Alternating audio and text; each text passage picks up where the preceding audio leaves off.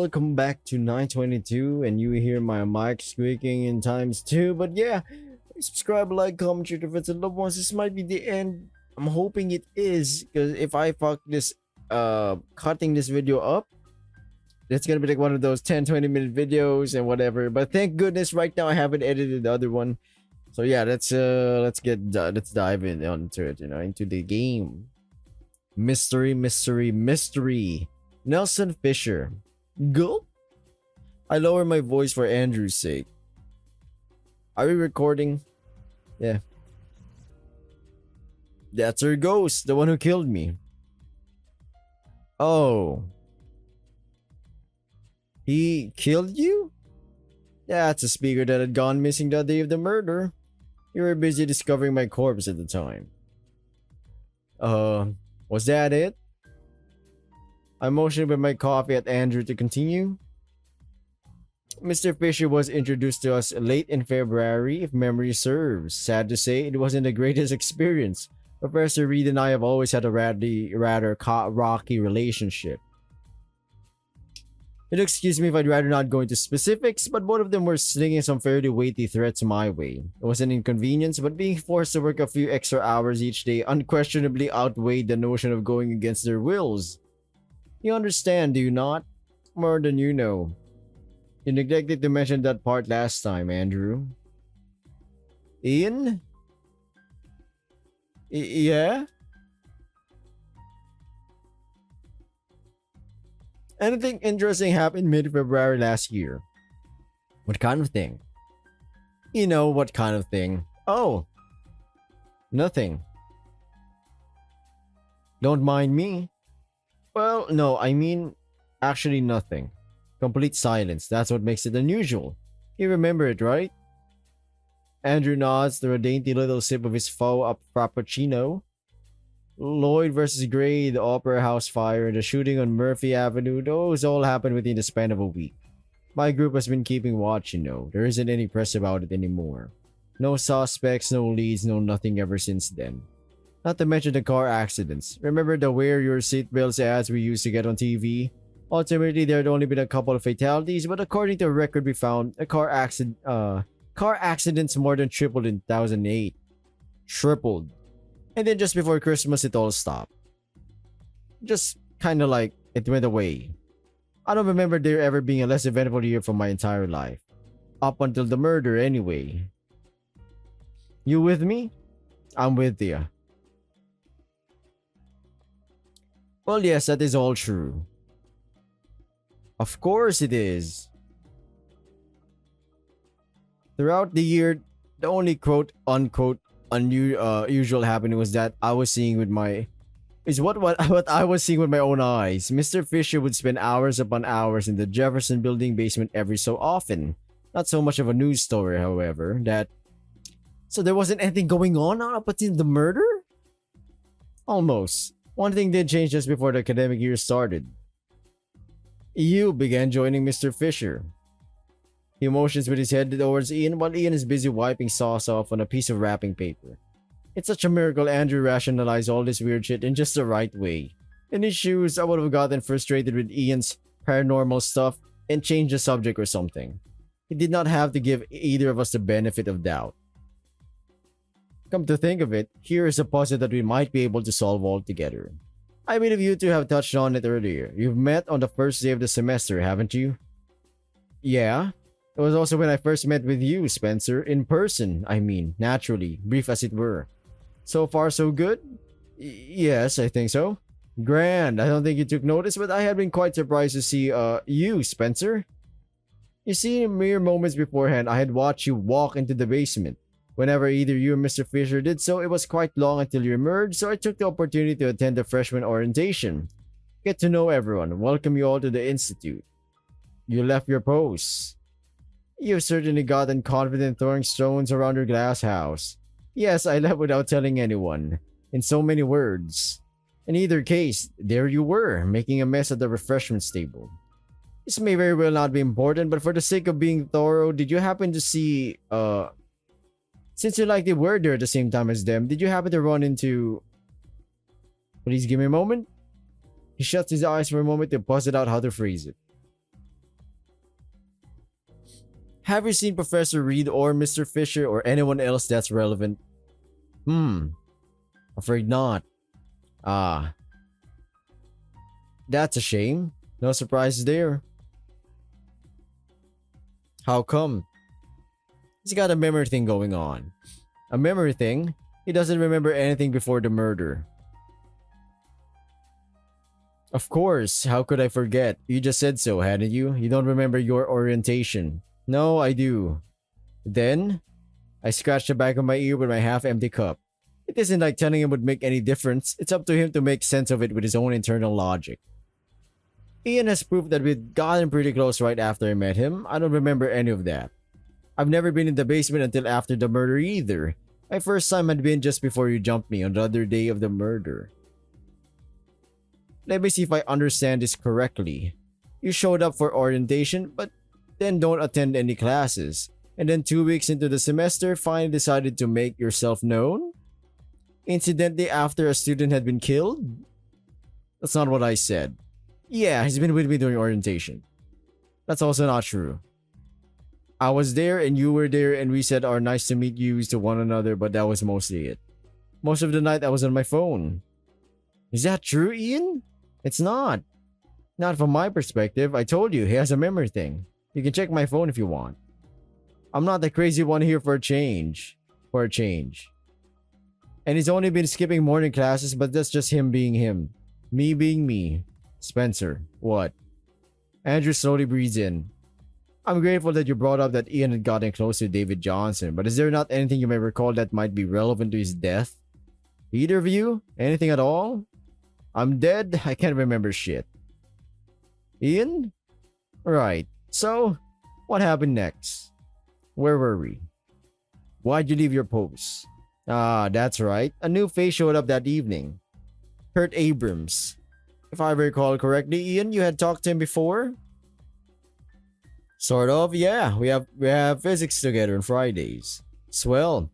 At that point, Kurt and I already had a work relationship. Imagine my surprise when I saw him following David into the basement.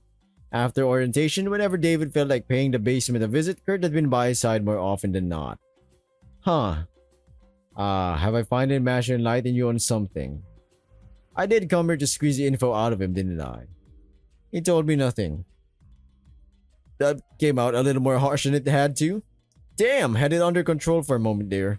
I pushed my tongue against the roof of my mouth to stop my throat from closing up. Unfortunate habit of his. Let's discuss it after I'm finished with my story. I'm just about done.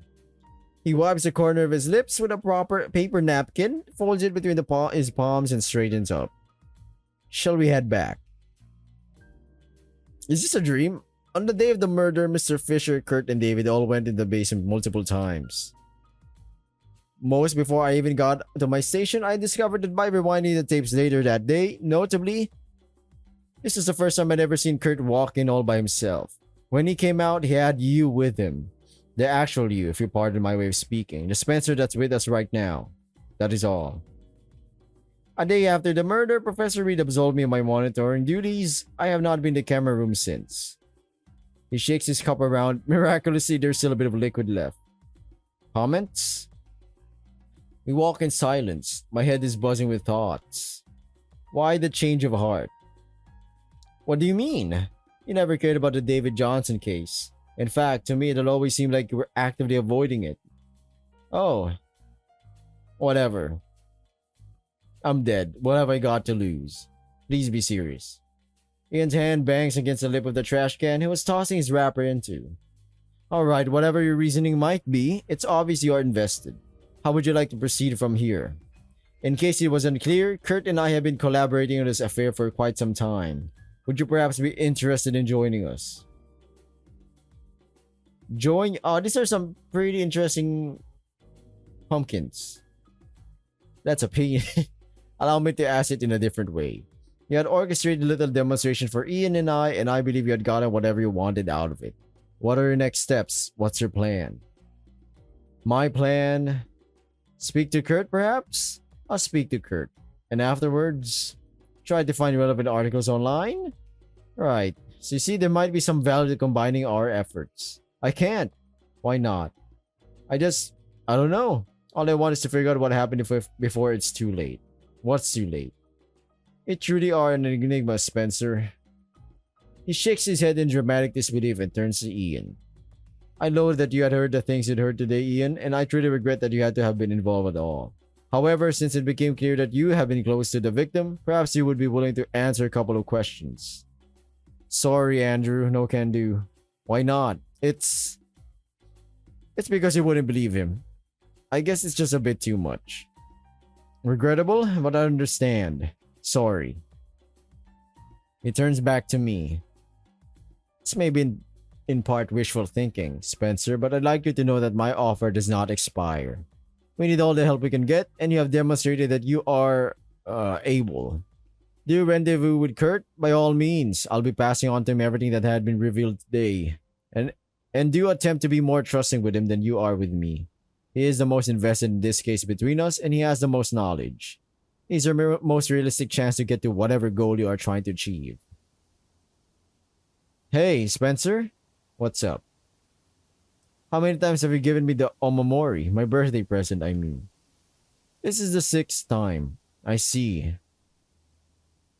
Does it mean I'm gonna forget today too? Think of how easy it was to put an extra pound of pressure to my clenched jaw. I'm a goddamn moron, aren't I? Andrew barely even needed a prod to spit it all out. He was happy that I wanted to know.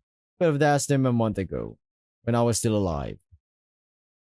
The way that my fist gives me a good stride, I'm sweating inside my jacket. I should plan this. Go back to my dorm, sit in silence. Let all that I've learned slide into place. Instead, I'm walking, holding myself down from breaking to a sprint. The cold air had long since dried out of my nose and is now burning the top of my throat. This is a mistake. I swallow fruitlessly.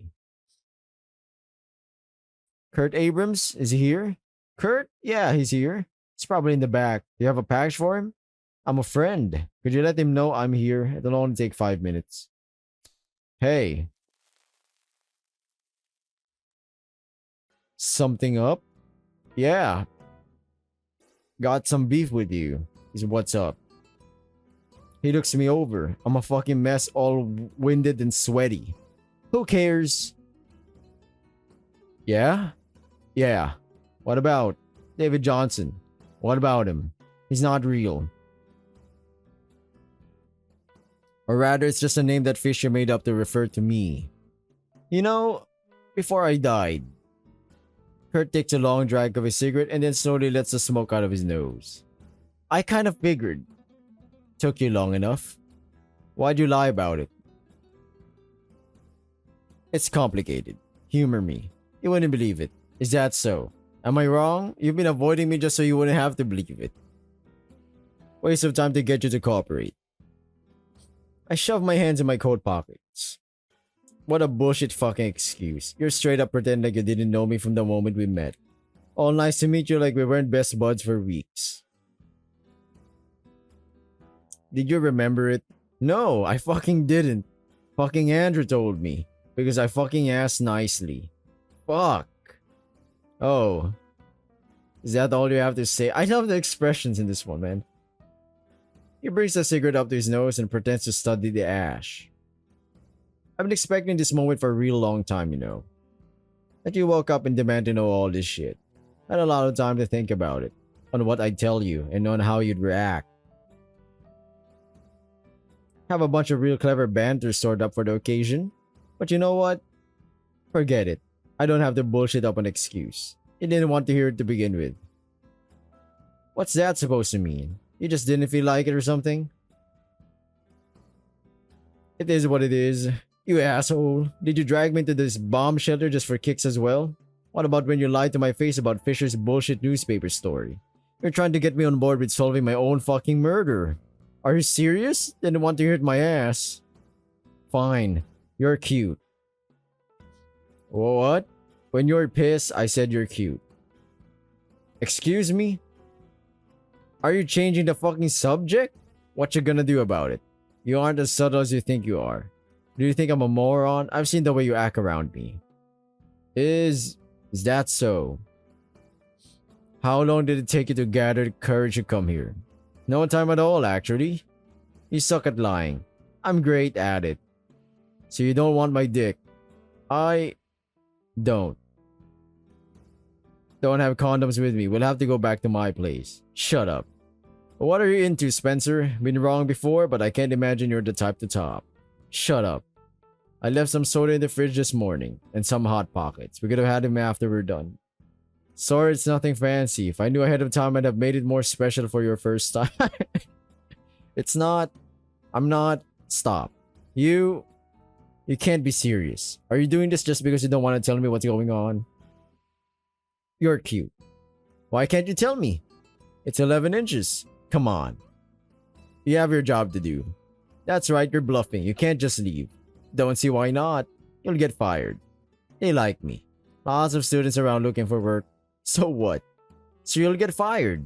I bet you work as well as you flirt. I'm a model employee. You fuck up only 50 times this week. I fucked up none, and it's not like they're going to remember. Oh sure, like it's easy to forget that. Wait. What was that? What did you just say? That I... Ah shit, they won't remember because they have a lot of employees here. It's a slow day, they don't care. You motherfuck. My ribcage feels like it's caving in on itself. It was a dream. What did you just... My palm slaps against whatever grainy brickwork's next to me.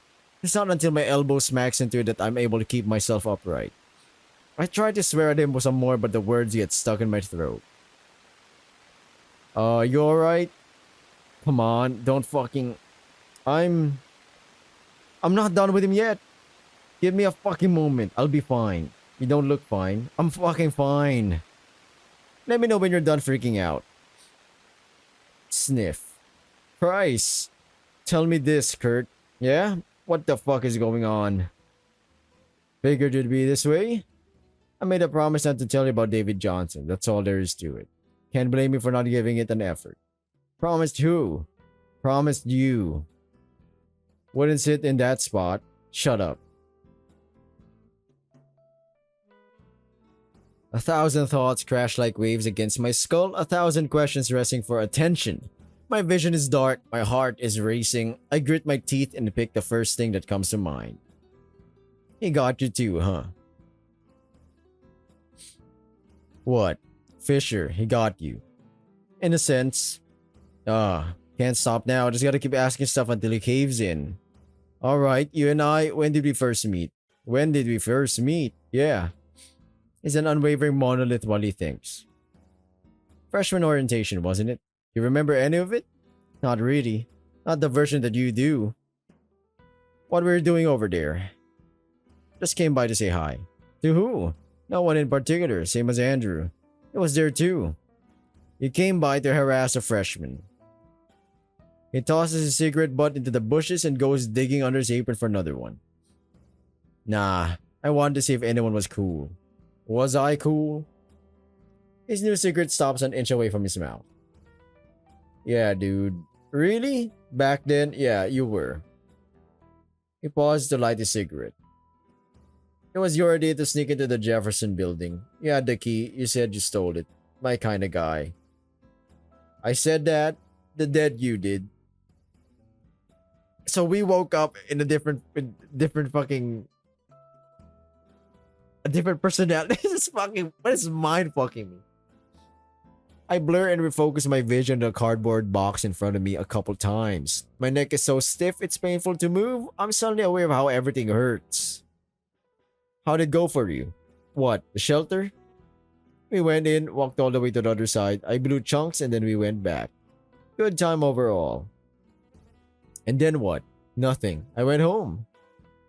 We had physics together. One time we drank some shitty beer you brought in a parking lot. You'd go back to the bomb shelter a few more times for shits and giggles. Mainly the dead you wanted to check the place out. And then you died. I died. Yeah. Kurt frowns at his cigarette. How did I die? Fuck if I know. You woke me up with a text in some stupid time in the morning, said we had to go to the shelter together. So we did. On the other side, you told me to seek you out. Whoa, that's a... Wait. He stabs towards me with his extinguished cigarette. That's when you made me promise to pretend like we never met. It seemed pretty important. been a giant pain in the ass. After that, your guess is as good as mine.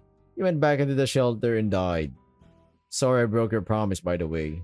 You absolute fuck. Anything else? When did you die? Huh?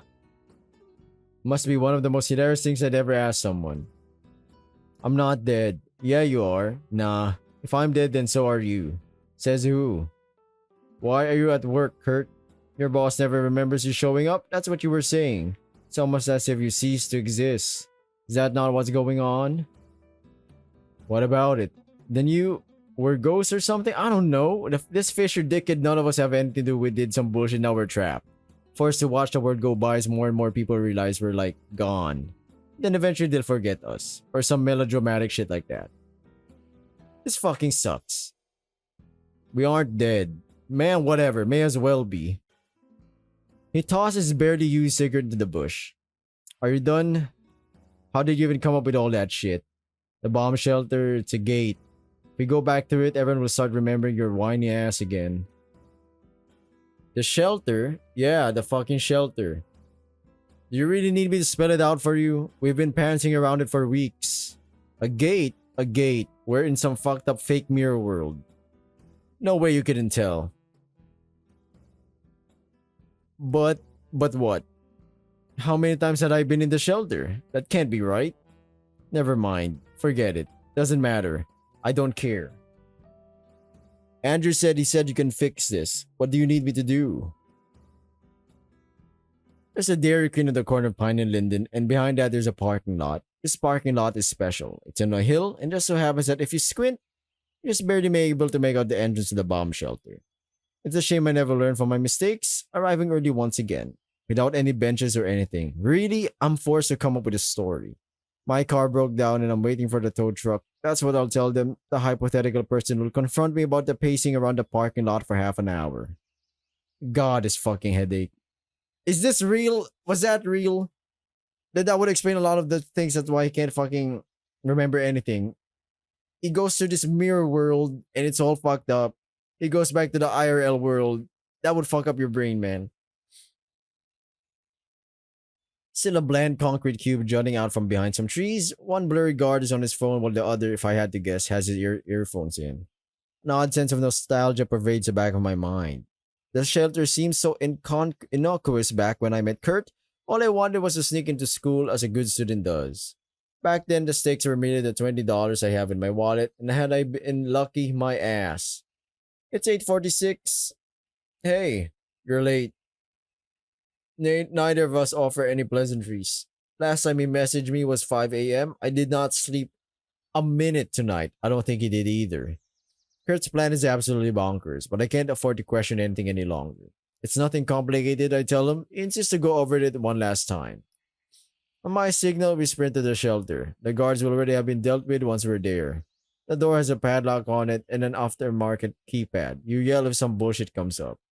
Once I'm done fucking with the door and it's open, we wait for another signal.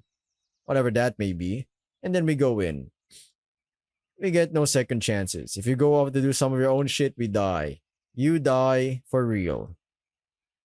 Whatever, Mom. How's your nausea doing? Ate anything? Nah. Man, no way. Even if I wanted to, I wouldn't be able to keep it down. Well, do your best. Things are about to get real fucky. My stomach cramps in anticipation. How fucky? Unbelievably fucky. The fuckiest. You're going to hate it so much. Hey, by the way. Kurt cranes his neck to look past the cars. Can you tell what's going on with the shelter right now? Huh? Describe it to me. Just do it.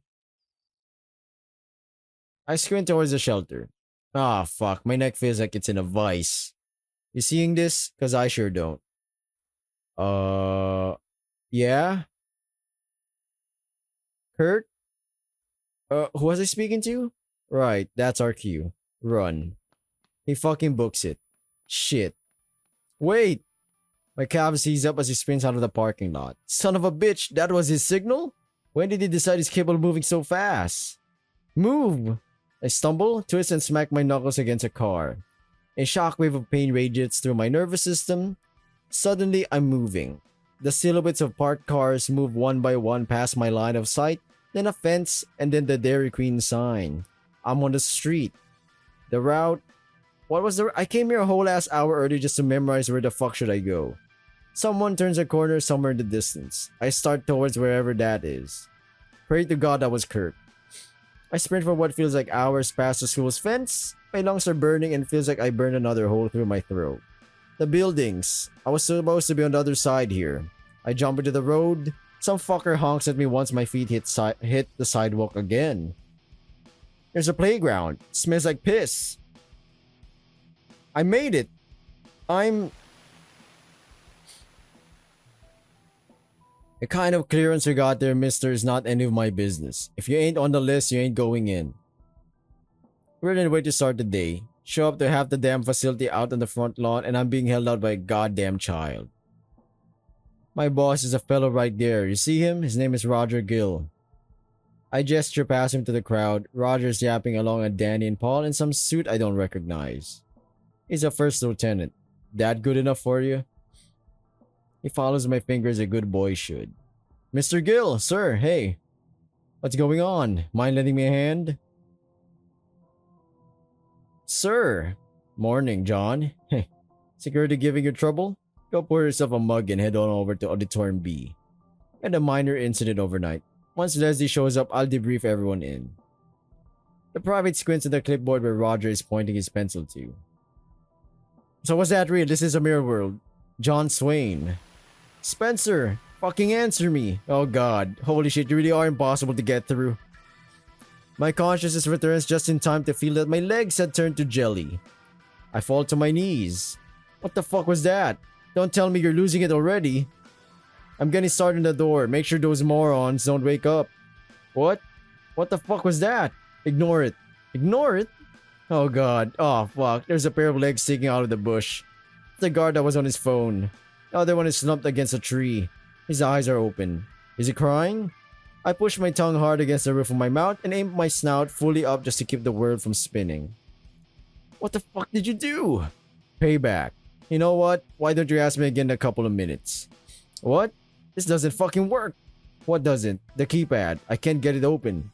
It's fucking... I squeeze my eyes shut. 5992. Really would have liked to know that before we got here. Whatever. Remember, I go in, you stay here. Right.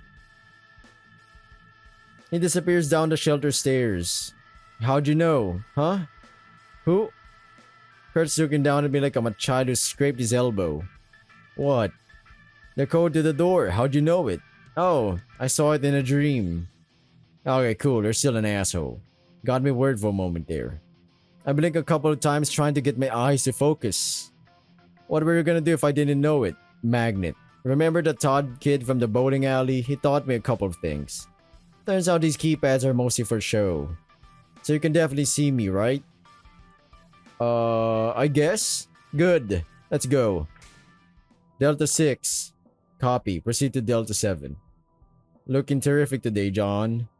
Ah, save it. Trying to wring me out. 10 hours in a civilian craft again. He's gotta. How long will you be gone for? A couple of weeks with the missus, and after that another week back home. Had to beg him for permission to me fly. Man's acting like I won't return. Well, what? You know something? Delta 7? Copy. Proceed to Delta 8. Just a November incident again. You got a committee going for it. You hear about that? Established last week. I heard. Paul has been Paul has been brought in for questioning. He tells me they fancy that things are more serious than what the initial report made it out to be. How serious? Shutting down the project serious. Bah. You don't think they will. Rather they don't. Tone, I like this job. Well, whatever happens, it's been a pleasure to work with you too. Delta 8. Copy. Proceed to Delta 9. Good luck.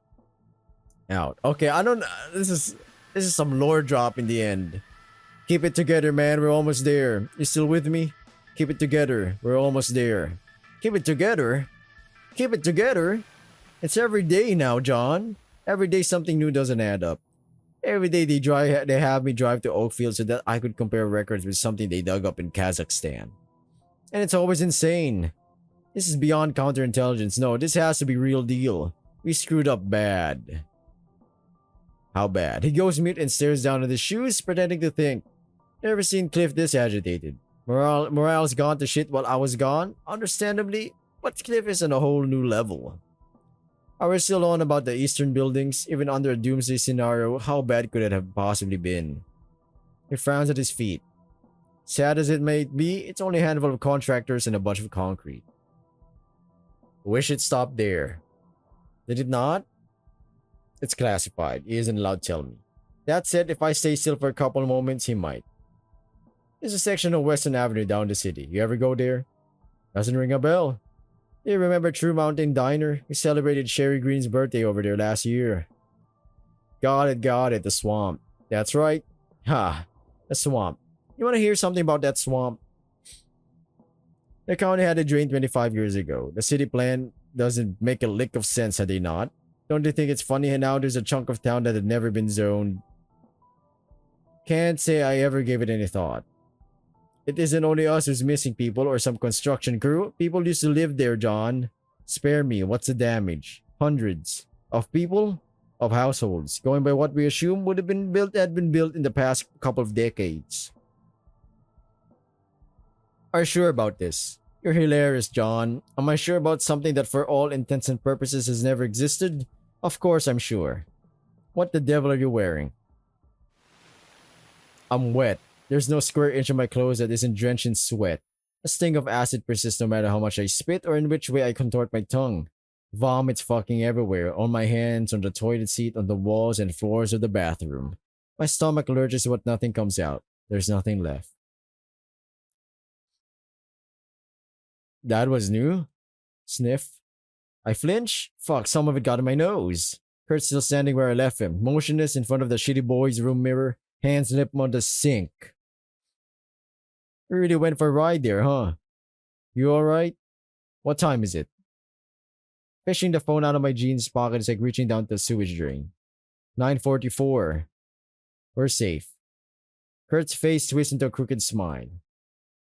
What do you think? Pretty cool, yeah? I guess it was alright. He attempts a high-pitched wheeze of a cackle. Welcome back to the land of the living, dumbass. You're welcome. Police show up and then paramedics. We watch from the classroom Andrew hastily prepared for us on the Jefferson Building's top floor. We watch him load up the guards. Kurt fucked up on this side of the basement into an ambulance. The ambulance crew is not in a hurry. In any hurry, at least physically, the two are fine. Students and staff leave en masse just as troop wearing all black arrives. Caps, sunglasses, rifles. We silently listen to them stomp around and shout at one another in the lower floors. When the commotion finally dies down, it remains quiet for hours. Then at 10:29 at night, the engines on their jeeps ignite one after the other and they gently roar away. I sleep like a mop. One moment I'm watching Kurt's fingers drumming away on his knee, and the next moment I'm on the floor in the corner. It's daylight now, 7:35 a.m. Early students are chatting away down the plaza. I tiptoe towards the window to look at them as to not wake Kurt up. There's been a break-in yesterday, one of them tells another. The other one responds, you heard that someone tried to steal shit from the basement. The basement? The first one asks. Yeah, says the second. Don't you know the tale? Come 10:01, the lock to the classroom clanks open. A bleary-eyed Andrew escorts us silently to one of the campus exit-only gates. The hot water in Kurt's apartment never runs out, so I stand in the shower looking at water droplets slide down the tile. Thoughts lazily drift into consciousness for me to consider before dissipating away to the back of my mind. My calves groan in pain, my knees won't stop shaking. My arms are wrapped around me because no matter how warm the water is, my fur won't stop standing on end. Hours go by, my throat hurts from rinsing my mouth when Kurt finally decides to knock. He yells at me, you got the message. I step out with a towel around my waist. We check my phone, it's Fisher. He wants to meet up. Can I be honest with you boys? You two are really starting to piss me off. That stunt you pulled, you can't even begin to imagine the amount of risk you put us all into. Very clever otherwise. There had been attempts to establish communication between folks and their mirrors, you know. Always in a lab setting, of course, and never successfully enough. I believe the term they used at the time was suicidal. He laughs and tosses a French fry into his mouth. What did I tell you, Spencer? Is this guy resourceful or what? You fellas not hungry? They'll get cold if you stare at it for too long. You... Go on, we're all friends here. You backed us into a corner. What do you think we were going to do? Kurt's words come out in monotone. It's barely above a whisper, like someone turned the volume on him all the way down. Nothing spectacular, that's for sure. I knew that you were going to pull something eventually, but I'm no fortune teller. You ain't as predictable as Spencer here. Joke's on me. Don't take it the wrong way, but in the back of my mind, I kind of assumed you'd fail no matter what you two would have done. Case in point, he puts his burger down so he could dig around in his coat. Here. He slides a phone in between our trays. A phone? This lobotomy patient's phone. No one's ever tell you not to use your birthday as a password. Kurt moves his hand towards it. Fisher makes no signs of stopping him. Gotta hand it to you. What you got on there is some serious good work. Learned a couple of things I didn't know, and I'd been there myself in the flesh. When an archaeologist finds all this out in 1,000 years, it'd be beyond themselves to read such a complete story. Kurt drags the phone down to his knees. Shit. Hope you liked what you saw. Fisher bursts out laughing. Sorry. You bet I did. Is that what you're worried about? That I think less of you because of your work relationship with Andrew Park? Young man, someone like me is the last person to get judgmental over how you accomplish your goals. You knew about these too, Spencer. I'm not surprised. None of my business. Attaboy. So is that what this is? What do you think is this? You're gloating. You bring me out here so you can look at me in the eye and say nothing I do matters. Is that really what it is? Just kill me now if you really don't care. Don't be an idiot. Clears his throat. There's a reason why our little meeting's in a food court as opposed to some empty lot. I'm not here to kill you, you know I won't. You would not have come here if you thought any other way. Though let me tell you, if you start getting any bright ideas... He presses on the side of his coat meaningfully. It's the outline of a gun. You can't imagine how hard it is to choke someone to death. As you demonstrated, I'm no longer in a position where I can take chances with you kids. If I wanted either of you dead, you would have been dead, got it? You would have been so dead so long ago. He picks up a fry, swirls it around in ketchup, and waves it at Kurt. You know why, don't you? Not really? Well, don't give me that. You want to make any guesses, Spencer? He's looking at me. He wants me to talk. My jaw aches from staying clenched for so long. You won't risk it, won't you? What if Spencer is a mirror version? Like, they killed a mirror version of Spencer mirror version, and then another Spencer popped up. So his OG died. His mirror version died, but the mirror world said, no, we gotta have someone still alive like him. So, whoop, makes a version of him that's just like 3 months old or something. So his memories are all fucked up. That's what it is, isn't it? You'll die somehow and you don't want to die. Is that not what you said? Nice to see your ears aren't just for show after all. He shoves the fry in his mouth. Why'd I call you here? That's the reason. You and I, the three of us, are in a bind. I can't get rid of you. And let me tell you a secret. You can't get rid of me either. So I'm sitting in my car last night, just finished up doing damage control over the mess you made. And I'm thinking to myself, old man, why are you still playing this game? You could tell, couldn't you? I stopped sabotaging you fellas a while ago. I didn't get lazy if that's what you thought. Figured that if I let you do your thing, you'd eventually unearth enough material to deter you from messing with the gate. Know what? Now that I think about it, that must be a mistake I made. It's likely no coincidence that you weren't able to. What are you on about? Fisher takes a sip of Bepis. You don't happen to believe in fate, do you? Think about it.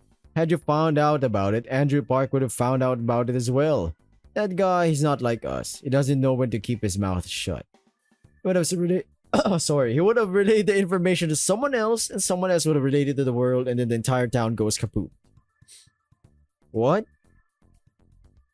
Don't suppose folks your age still listen to the radio.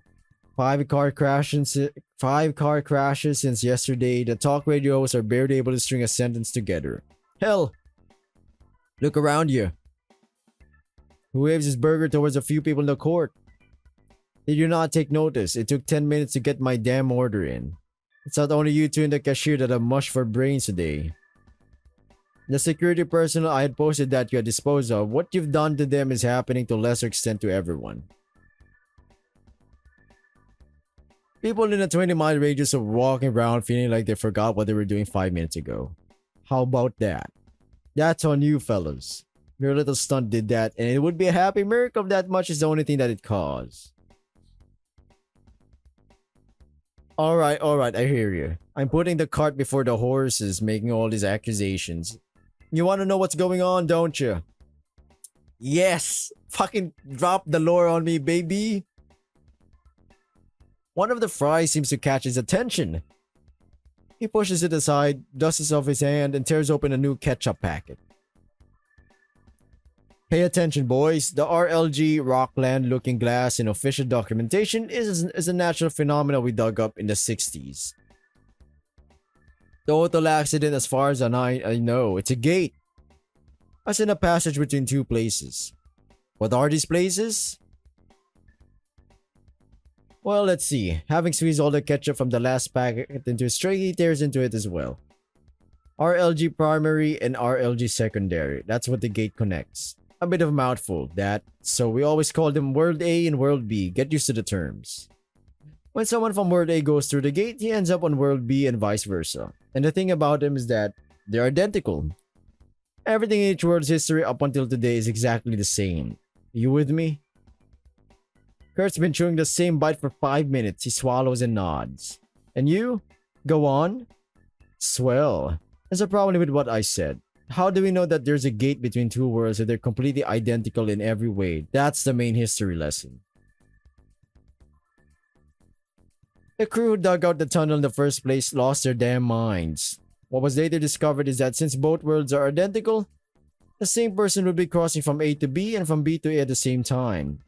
But for whatever reason, one of these two identical people would be lost, and the remaining person would come out on either A or B. That's horrifying! Those poor ignorant men were going in and out of the RLG site multiple times a day. And I'm sure you saw what happens when you mess around with it. Symptoms not unlike my security crews yesterday. The last of them I heard passed away in 1991. Not to pour salt on your wounds, but rest assured he had not led a happy life. Got any questions so far? That would fuck you up. Think about this. You accidentally slip into let's say in a scenario, you slipped into a gate. You walk through, it's a tunnel. You can see up to the end of the tunnel. Or maybe not. You walk through, it's the same, it's so identical. You don't even know if it's the same world. But there's little tidbits of memory fuckery going on that you now think you're insane, you're losing your damn mind, and eventually you do. That's scary. Why are you telling us this? That's cold, Spencer. I just told you you'd given permanent brain damage to 4 people and you won't even act shocked. He squeezes the mayo out right into the ketchup and starts mixing the concoction around with the end of a fry. My gamble is that you'll leave the gate alone once you get it in your head just how mental your antics are. Any non-stupid questions? The words are identical. Right. Doesn't matter if you're going to the institute or out of it. No, you only have to cross the gate. Which side is the real one? The worlds are identical, the same, equal. One isn't more real than the other. What was I saying? Right. As I said, suddenly there's a person that only exists on one of the worlds. What happens then? Oh, that's why they murdered Spencer over here. There's now a discrepancy, a desync. World A continues as if a person is missing, while World B does not. As for the most part, that's okay. Depends on who they are naturally, but in general things keep going in parallel just fine. An average Joe going about their day-to-day life isn't going to change the world in a day. In a day. I'm phrasing it that way because that part's important. The brainiacs are still poring over this one, but every morning the discrepancy seems to fix itself. I bet my shiniest nickel that you two have noticed. Everyone's experiences it a bit differently, but things go a bit funny for a moment, and then bam! The world slammed back into alignment. History has rewritten itself. You don't know what I'm talking about, Spencer. Fisher steps to Kurt's direction. He knows what I'm talking about. No, I know. I've been waking up every morning. You sleep through it. Ha! That's rich. It's my alarm clock. I see it every morning. It wakes me up at 9:22. That's right. 9:22 in the morning and 4 seconds and 834 milliseconds today. There's a bit of a drift, and you have to be careful around daylight savings day, but you got it right. It happens every day at around the same time.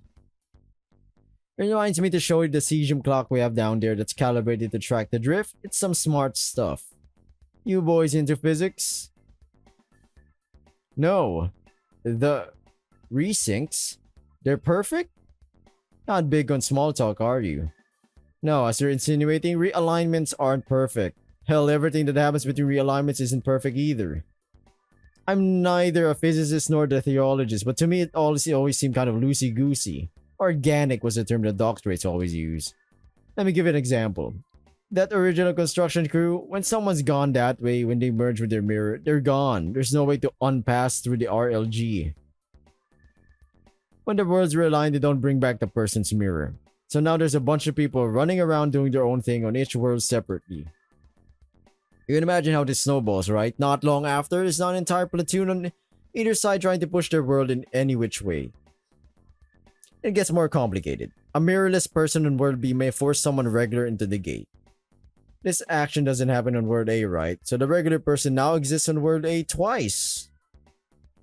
That's how there's two of you, Mr. Abrams. Spencer graciously led you down the gate without your knowledge back when you two first met. Now, as you can imagine, this leads to all kinds of wondrous consequences. Over the years, they've discovered that so many things leak through. Most striking is that if a mirrorless is instrumental to someone's death, it never carries over to the other side. God, the universe, what have you? Tries its best to make things work despite it to get things in line, let's say. But over time, things become a mess. Impossible things start popping in and out of existence at any time and any place. The RLG is a phenomenon, see? It's cold and uncaring. Try to reason with it, it's like asking an earthquake to reschedule. Has only one job. The worlds, their history must be kept synchronized. And if it needs to, it will rip the neurons right out of your head. So that's why he keeps getting...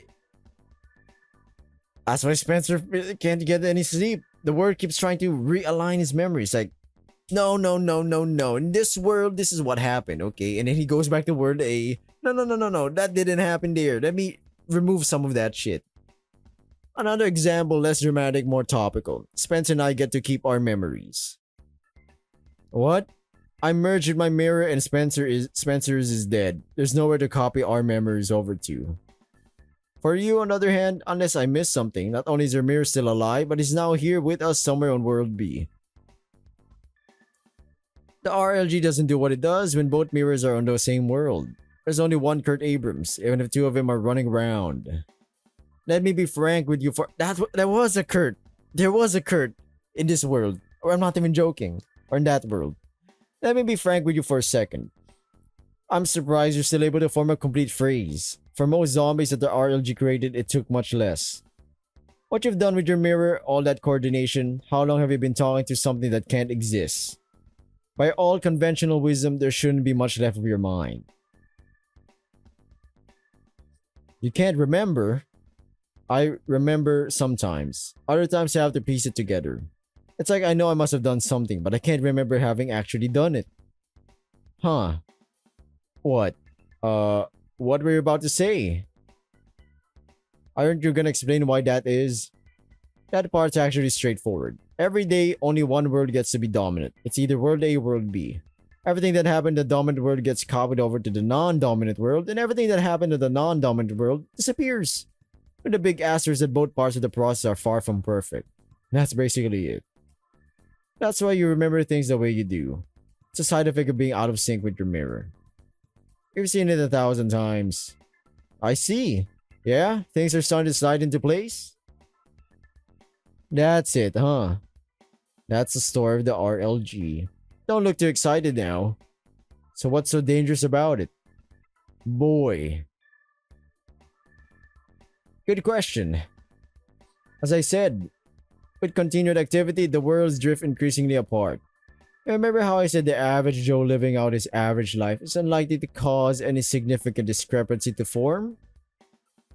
Well, what if Joe wasn't average? What if there were two or three Joes all doing whatever the hell they please? I'll tell you what happens. History starts having trouble welding itself back together. Before you know it, half the town is wiped off the face of the earth. Like what happened in 71. Yes, like what happened back then. The administration were so sure they buried the story. They think that you kids were able to piece it together. Good work. Kurt, are you still with us? This is mindfuckery, man. Fisher upturns a remainder of his fries into the tray and tosses a couple of small burnt ones whole in his mouth. I believe I got my point across. And you don't like me, I get it. I don't like you either. But if there's one thing I want you to take away from this, is that you must stop fucking around. I'm going to repeat this because I want to make it clear. You must stop fucking around. Don't fuck with the gate and don't fuck with me. Doesn't matter what your adolescent moral compass is saying. The risk far outweighs the reward. That's all I had to say.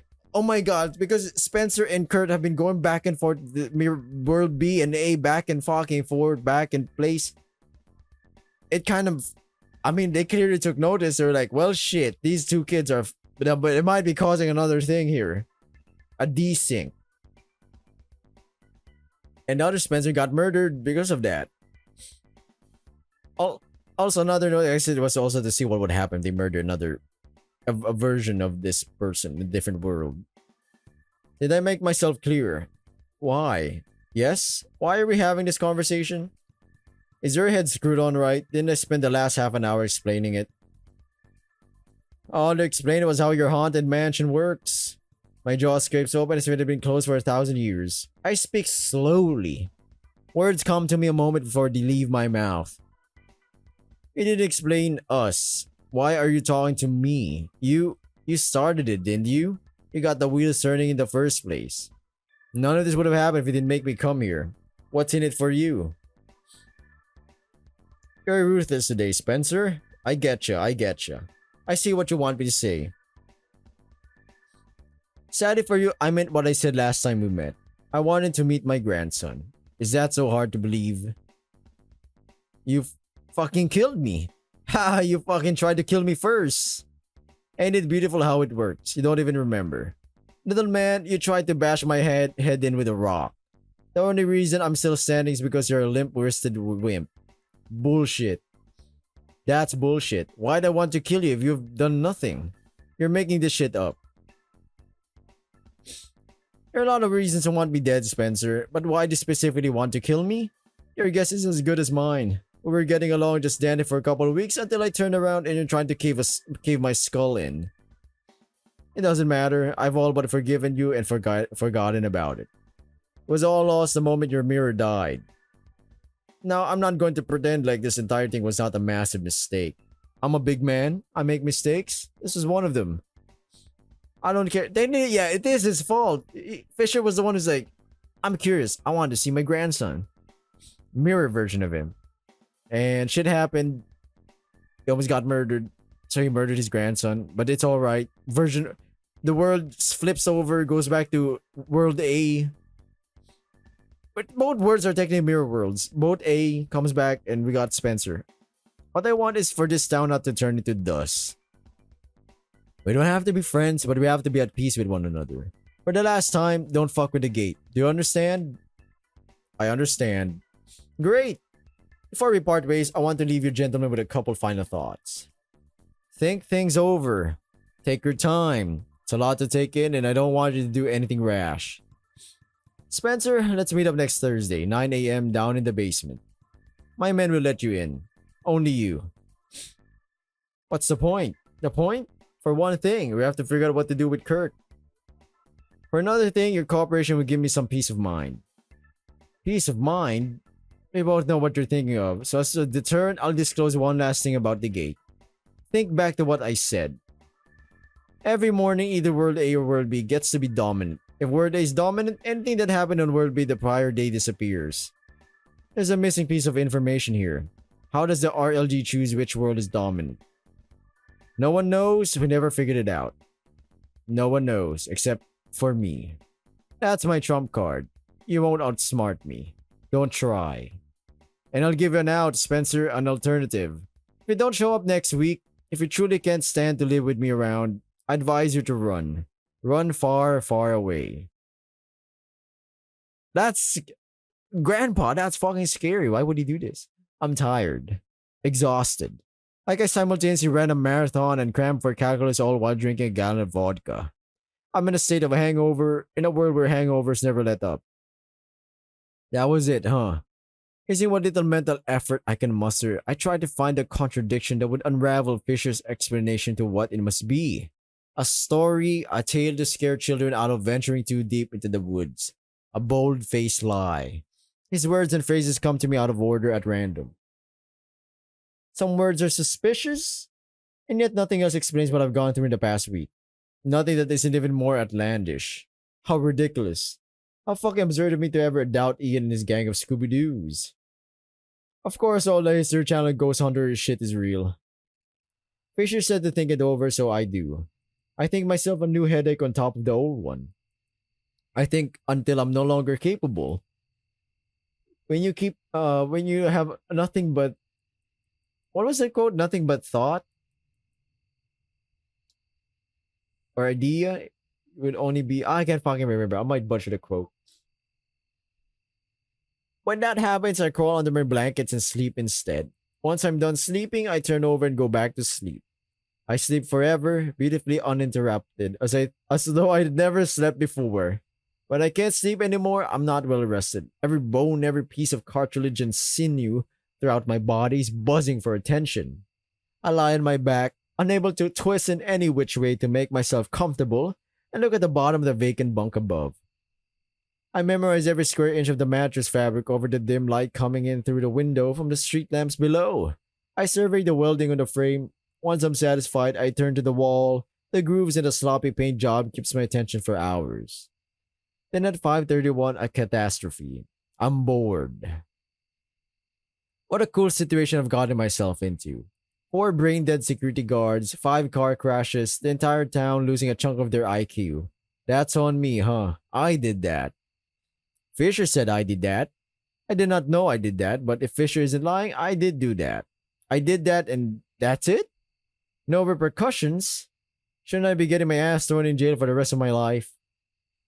Fisher started to behave as if it's nothing. Meet me in a week for some tea and cookies, as if that's just the norm. How many people have been fucking with the gate? How often? Were they more or less careful than I'd been? Didn't Andrew say that insane shit has been going on in this town for as long as he can remember? God. That means somebody kept fucking with the gate. Even back then. I sit up on my bed and it takes a few seconds for my nervous system to stab into my lower back. It's gotten hard enough to think that even pain comes slowly. Many thoughts come to me, but I can't engage with any of them. Like I'm trying to grab something at the bottom of a river. But instead of water, it's a river of clay. That's what it must feel like to have your brain fried. And Kurt is supposedly even worse off? Is it permanent? Am I going to feel like shit forever? Will I even be able to get a degree with half a functioning brain? I cough out a mute little laugh. What am I saying? Do I expect Fisher to keep paying for me to stay here? He's planning to fucking kill me. It's so obvious. My cooperation will give him peace of mind. Fuck off. I'm not cooperating with some evil smirking grandpa. He knows for a fact I won't. This is too much. I'm in way over my head. I gotta get out of here. He told me to get out of here. Either get out of here or die. These were the options I was presented with. There's nothing left to do, so screw all this, I guess. I want to go back home. I want to see mom again. Hope she doesn't notice I can't do basic arithmetic anymore. I'll book a plane first thing in the morning. There's nothing here for me anymore. Well, no, that's not true. There is one thing. The other me, the other Spencer. Fisher claims he doesn't know why I tried to kill him. But that can't be right, can it? He'd spoken about killing me to my face as though it was nothing? There's no way to get shy about something like that. A part of me doesn't care anymore. Some things are better left unknown. It tells me it would be a waste of time. There's nothing I can do about it either way. Another part of me is screaming. The reason I've gotten so deep in this shit is because I shoved my head in the sand. What have I got to lose? There isn't any complicated planning, there's virtually no risk. All I have to do is walk up to him and ask, he'll tell me. Afterwards, I'll pack my shit and fly home. Spencer! Hi, long time no. Are you okay? I'm fine. Hey Ian, how good are you at keeping a secret? What? Do you know anywhere quiet? Somewhere that isn't under a bridge. I got a hell of a story to tell you. Is that the end? Oh, I was a bit scared. I was like, that's it? Just tells Ian and it's over? We drive west through downtown. High-rise buildings give way to suburban houses. At their edge, right as the signs thank us for visiting Rockland, Ian curves into the street. Not 100 yards past before paved road becomes gravel, Ian carefully navigates around the multitudes of under construction barriers as entire blocks of scaffolding and bare concrete surrounding us. Then suddenly we emerge out into a state road. The depth of the cracks in the asphalt speak on how ancient this place must be. Oh, a bus stop. It's cold out here, but not entirely unpleasant. Despite the narrow, shoestring budget build, the bus stop succeeds in keeping us out of the weather. The perfect horizontal drizzle lightly taps on the tin, making hum like an old TV stuck between channels. I don't need to raise my voice to tell my tale to Ian, and I do tell him. At first I mask the details, but he huhs and uh-huhs at all the right places and asks all the right questions.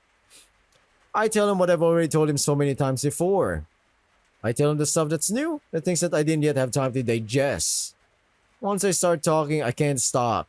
I'm back from the dead now and I want him to know. That's a story. That it is. He flips the charm in his palm back and forth. And you're saying I'll remember it this time around. If you remember it tomorrow, then you remember it forever, as far as I can tell. Huh.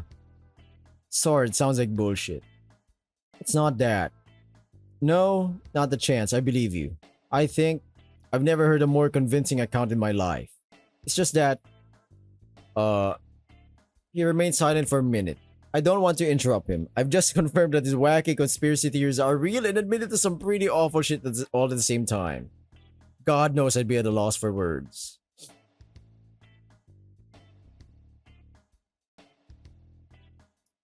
What's the verdict?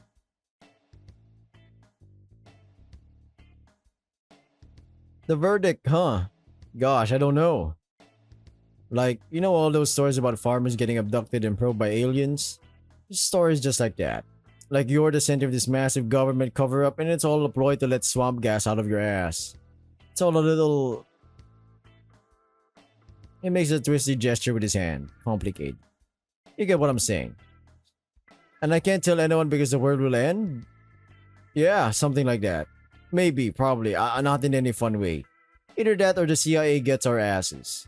Or Fisher does. I see. What? That's the part that gets me the most, you know? I've been following this stuff for years and I've never heard of this guy. Not until he approached me a couple of weeks ago to threaten me out of the blue. Well, that's his trick with the gate, right? One of the worlds gets overwritten, so he literally scrubs himself out of history. I wonder about that. What do you mean? Why would he decide to suddenly start approaching people so personally? How come both of us remember that he never showed up to deliver a speech? How can such a person afford to speak to me and you and a dozen other people? Really is the cause of everything, if he's a poltergeist. That's just not how he behaves, and besides, don't things leak? Isn't that what he told you in so many words? It does align with what's been going on.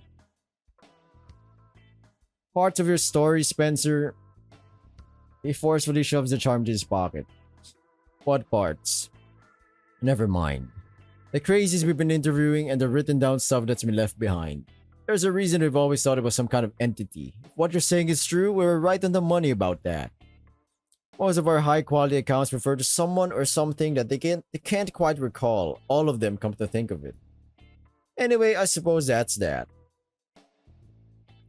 What's what? I'll handle the group. If I can't tell them anything, then I'll have to come up with something to distract them with.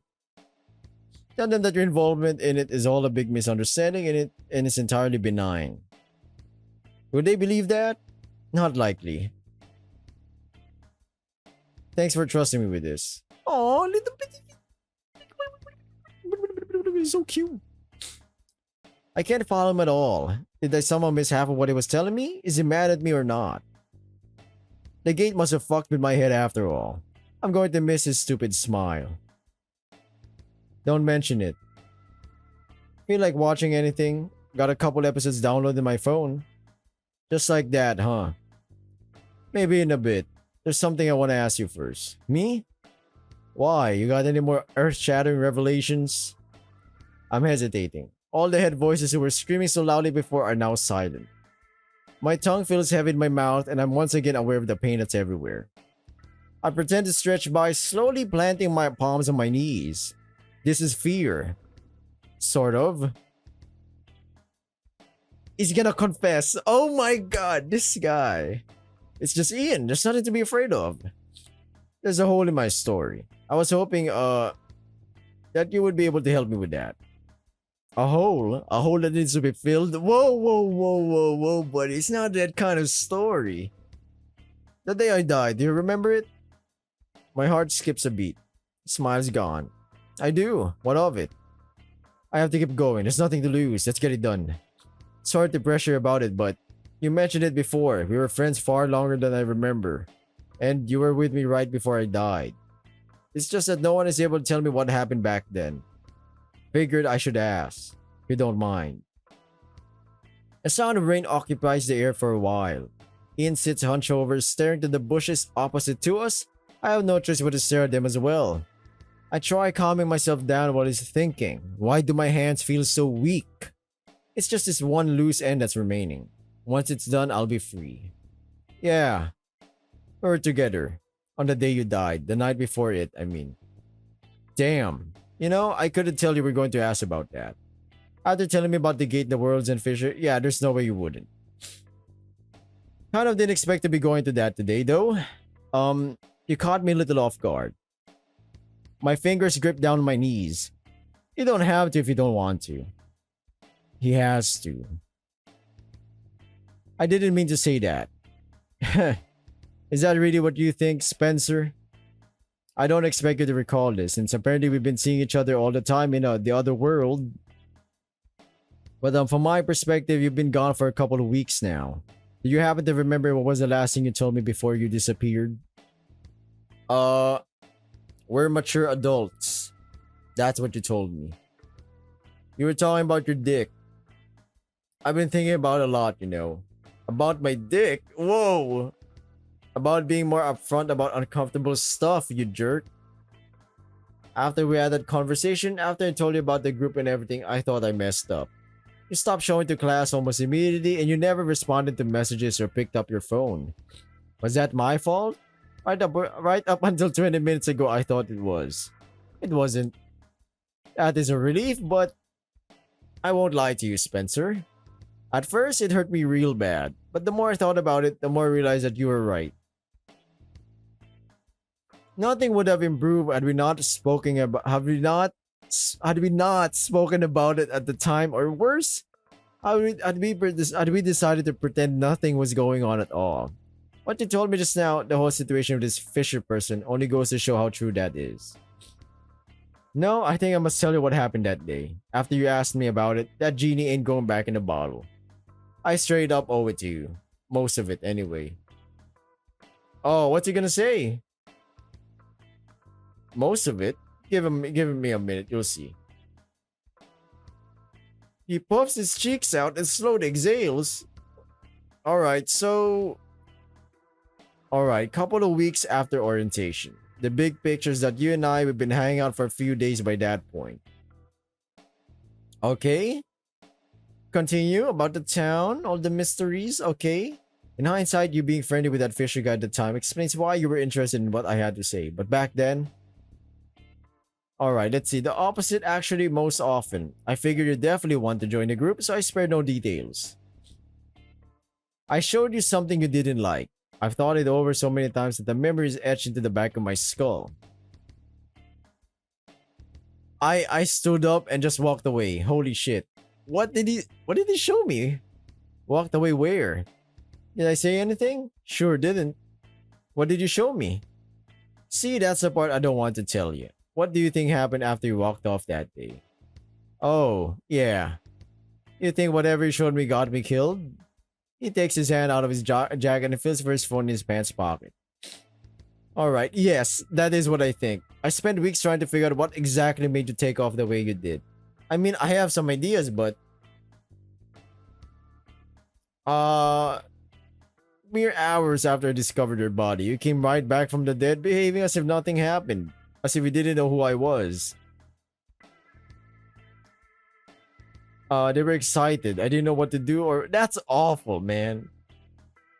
Alright, investigation about me? Yeah? Did you find anything? We did, but... But what? We never figured out how you are connected to that. Why did that make you flip out? What's that? Motherfucker, just show me the phone. His shoulders tightened. You're being awfully cool about this, don't you think? No, I can see why you're dancing, but I don't know. Ian, I don't have my memories. Why the fuck would I know I walked away, huh? Don't worry about it. How can I not? I kinda understand. You know, it's like it left, I wouldn't say trauma, but it's kinda close to that. A bad experience. This is getting stupid. It isn't worth it to make him go through this just to sate my curiosity. I should stop. It's a bit of a leap to assume that is. You know, that's all. Just because one thing happens and another thing happens doesn't mean they're related. What if they are, though? What are the chances? Are you kidding? Like 100%. I can change the subject at any time. I could tell him, you know that. What? You're right. Forget all about it. I'll risk it. I'm not that same Spencer that died on that day. Literally. You'll risk it? Spencer, I'm telling you clear as day that you'll die. You didn't believe me when I said you were a ghost or whatever either. Can you please cut me some freaking slack? Why, if you see the thing you showed, I dropped dead? I think my entire chest cavity tries to pull the words from leaving my mouth. I think I have to know. Yeah, he has to know. He's about to leave. Fisher killed me. He killed me and he's saying it was in self-defense, that I tried to kill him first. I can't stop thinking about it. The gate punch holes in my memory so much so that I can only recall bits and pieces of the past year. That other Spencer, he's me but is also literally not. I don't know the things that he knew. And it haunts me that I'm not him, yet I am the same person in a sense. What could possibly be so important to me that I try to kill someone over it? It's giving me Dark Matter vibes, the TV series. Besides, I'm totally bracing for it. I promise I won't run off and get myself killed. Alright. He keeps looking at me like that. Spencer, I'm not stupid. I know that it must be important to you. It's just that you don't get it, do you? You can't begin to imagine how relieved I was when you showed up at the 7-Eleven that evening. I don't know what to make of you. Like, who were you actually? You behave as if you didn't know me, as if you fell right out of the sky. But then and there, I couldn't care less because you were alive. You don't know what it's like. Not to get overly sentimental, but remember when you asked me about the time I crashed my car? My family, Andrew, everyone is saying it's an act of God. Could have happened to anyone. They forgive me, that sort of thing. But my brother, you know, none of that will bring him back. None of that changes that I killed him. And then I killed you. Don't you get... Oh no, that's awful. You want me to kill you again? Spencer, you kinda suck. He's shaking. I'm barely able to keep my breathing steady. My stomach feels like it's being wrung inside out. Just tell me what it was so we can be done with it. You didn't kill anyone. I got my own damn self killed, Ian. And it won't happen a second time. I swear. Not gonna let it go, huh? Yes, I want to see. What the fuck did you show other Spencer? Guess I tried my best. It's a freaking forum post. That's what killed you, a forum post. Get the fuck out of here. Like a Reddit post? 4chan? I can see why I could have killed him, but still, come on. Teal fills up Ian's phone screen. His eyes dance around the page for a moment, but then he clicks the screen off and puts the phone back down. Price, okay.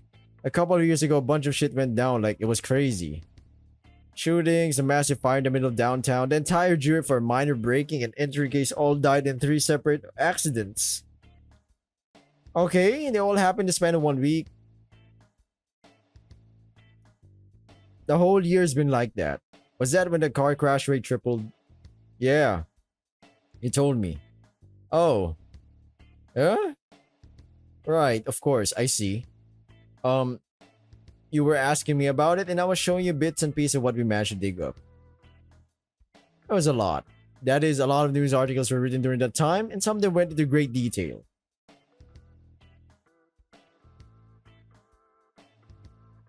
There wasn't almost ever any follow-up though. They'd report on something and the police would find nothing. Only for something else to happen after a few days to take everyone's attention away.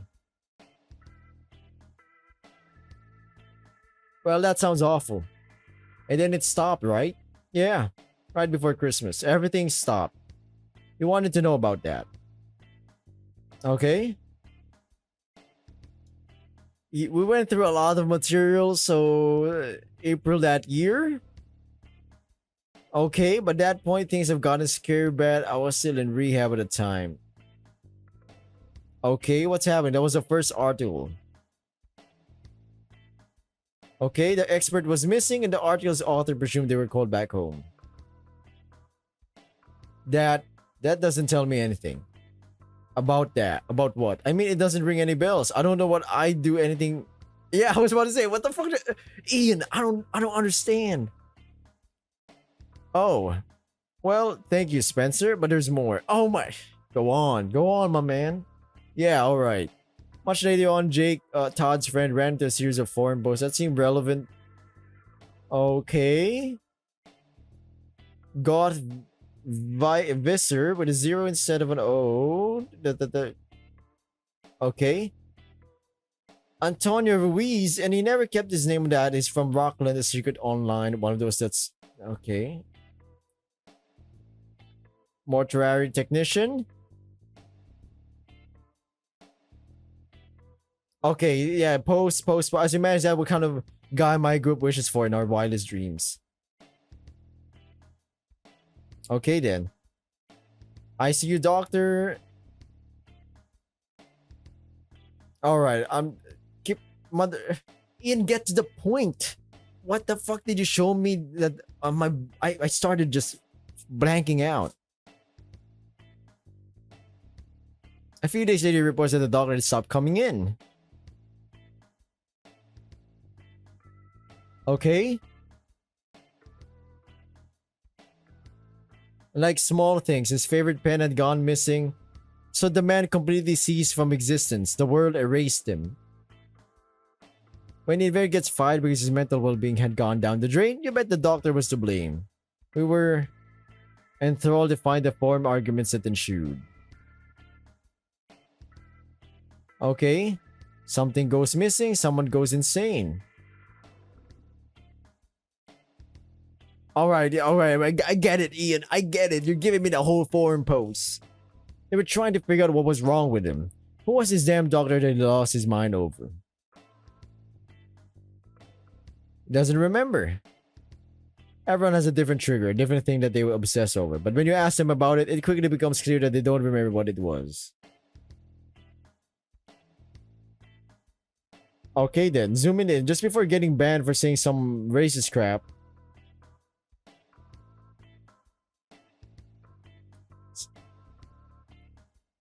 he actually remembers. He doesn't answer, register that now belongs to someone else. What did the post say? You can see where I'm coming from though, right? This is some cool stuff. I was so excited to share it with you.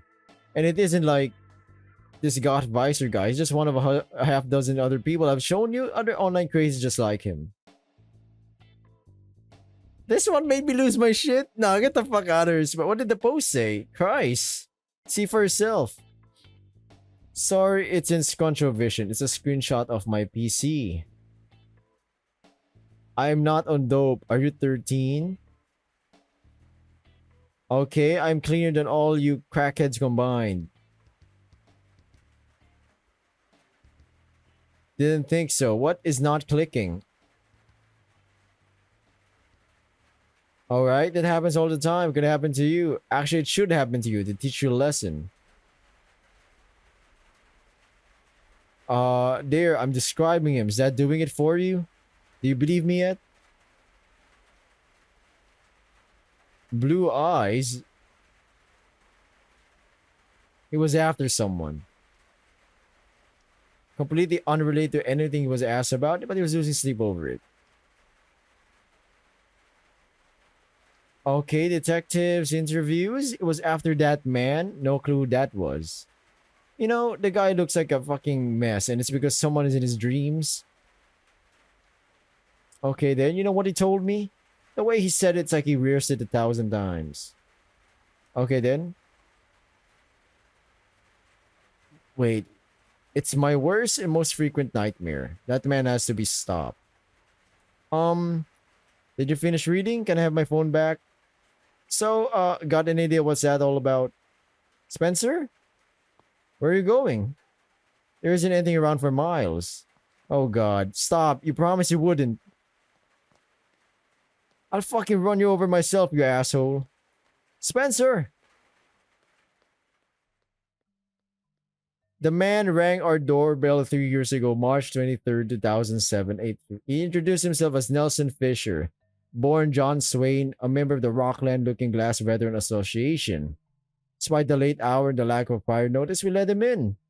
We offered him water. Where was Rockland? Did he say John Swain? That was the name of my grandfather on my dad's side. Any relation? This man, Fisher, my father, having entered the house, spent barely any time at all before getting right to it. He knew us. This is some cool animation. Okay, this is what I like. Cockhole clearly made this whole thing more polished. Some things have movement in them, more expressions. I like it. He knew that mom can't keep a job, and he knew that I barely managed to graduate high school. He spoke about our past, our recent past, private details that no one beside us should be able to recall. We were shocked, naturally, but the man predicted our protests word for word and rejected them before they even left our lips. Speechless, we were forced to let him explain. There's a wondrous device down in Rockland, a natural phenomenon entirely unique, harnessed by man. Was a mechanism behind his nigh divine ability to pull up the past and predict the future. There had once existed a large-scale project surrounding the device, its research, and its utility. Hundreds of people ended up contributing to it, hundreds of others like the man. Things, however, didn't last. The device had a great problem, and in the early 70s, the entire project had been permanently shut down. The longer Fisher's speech went on, the more passionate he became. He told us of the years following the project's closure, of administrative failure after administrative failure. The man was forced to change his identity, cut ties with his wife and infant son, live a life of anonymity, all to protect the project's secrecy. It had great military tactical importance, after all. In return, he and every other person retiring from the project would receive a generous stipend that guaranteed never having to work a day for the rest of one's life. The Rockland Looking Glass Veteran Association was born. The man jeered the words out, called it a bribe from the government. A bribe that almost all his peers gladly took. And then, the man smiled and apologized, inexplicably said that he never got this far, that he won't bother us for much longer, he must catch the flight back home. Mom, ever the bravest, asked him, what do we have to do with it? The man replied that he's getting old and he wishes to make up for lost time. His former peers have steadily been diminishing in numbers. They have all lived quite unimpactful lives of isolation until the day they died. Exactly as the administration had arranged for all those years ago. It wasn't planning on anything grandiose. Far from it. Associate members aren't allowed to exit Rockland, he explained. He had to utilize the device privately just to speak to us. What he wanted was twofold and relatively simple. Fisher wanted to reconnect with his family, and more importantly, he wanted to pass down his knowledge of the Rockland Looking Glass. RLG. I remember it. That's quite enough, Mr. Fisher. And if what you're saying is true, it's all so sudden. Please leave your number with us. When we reach a decision, we'll give you a call. What an insane proposition from an insane man. Leave our entire lives behind and move in with some stranger who'd done nothing but threaten us. Who in their right mind would agree to something like that? Oh, I remember it all right. We never called. It was him who called us. At first, we brushed him off, made excuses to why we can't speak tonight. But now isn't a good time, quickly turned to, I've only got half an hour. Many evenings, when I would pass by the living room, I would overhear them chatting away. As the conversations grew longer, despite listening into only one side of the call, I managed to piece some things together.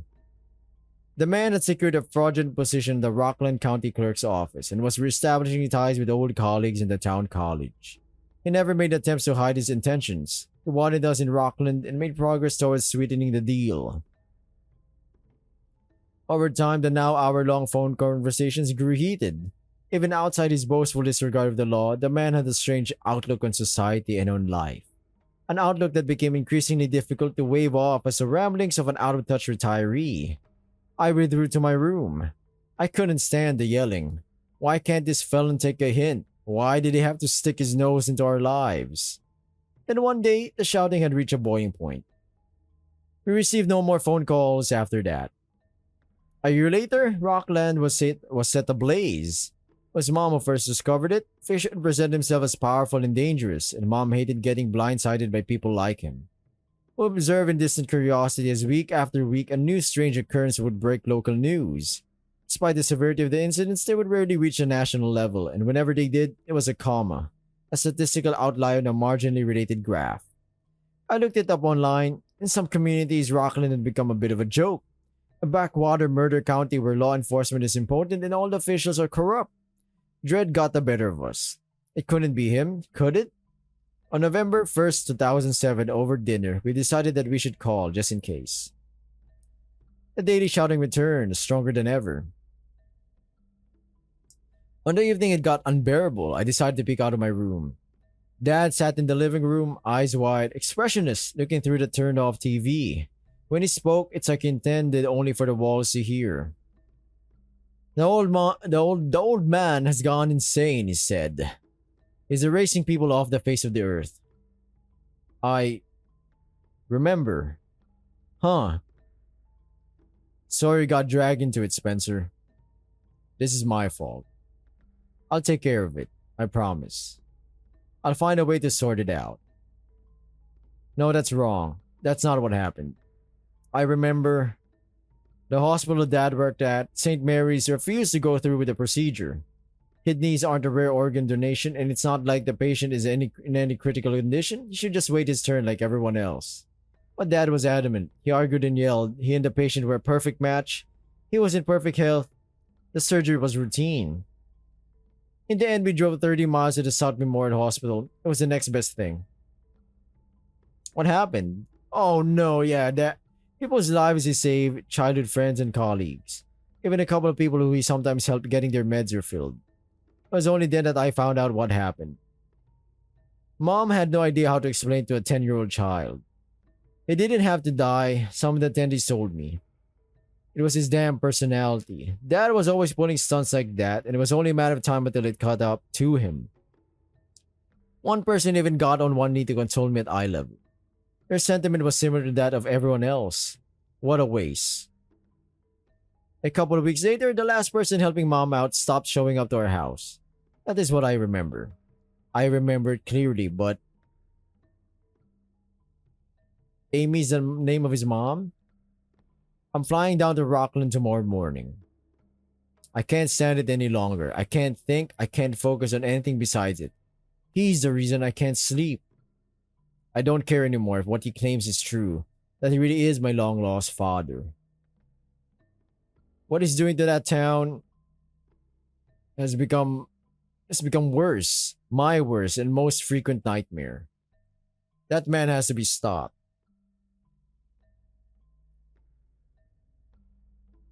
That's funny.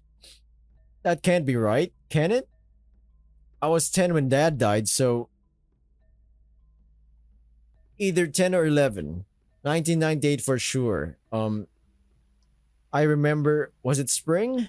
The leaves, they were July. No, that wouldn't make sense. When did Dad die? I remember it. It was so cold when they told me. Late evening. No, the lights were, say, when did Dad die? Hey, snap out of it. Just say it. No one could forget something so important. When did it happen? Come on, ballpark estimate. First thing that comes to mind. Just recall it real quick. When was it? When did Dad die? He can be our grandfather. People handle grief in interesting ways, don't they? Some are overcome with anger, lashing out with little regard for themselves or those around them. Some less emotional, take a more methodical approach and seek to hold whoever is responsible liable to their actions. Others refuse to accept the presented reality and look for deeper answers.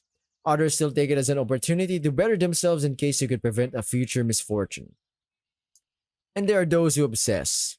Those who spend years and years condemning the victim in blind belief that they could have prevented their own death, telling themselves that their lives would have been so much better had the victim had not died. I'd imagine such people, once they snap out of it, must feel like right idiots. And we're back at the gate. Why are we here? The guards promptly end their call. Oh yeah, we were gonna talk with Mr. Fisher. If that's even his real name. The guards promptly end their conversation the moment I come within eye shot. A new pair of guards, a different pair, with smaller guns and uniforms that are less black. They stand at attention and listen when I tell them my name. I'm here for Nelson Fisher, I say. Is this the right place? I have an appointment with him.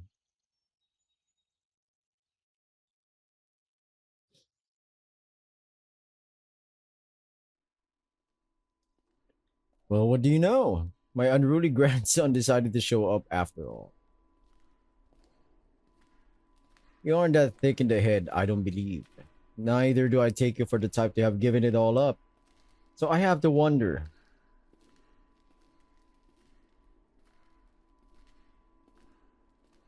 are you here to bargain? Could it be that you've done something that you wish you had not? It wouldn't be the first. Otherwise, I hope that whatever scheme you and your little friends cooked up holds water. Because you see, your mirror took in no time at all to figure it out.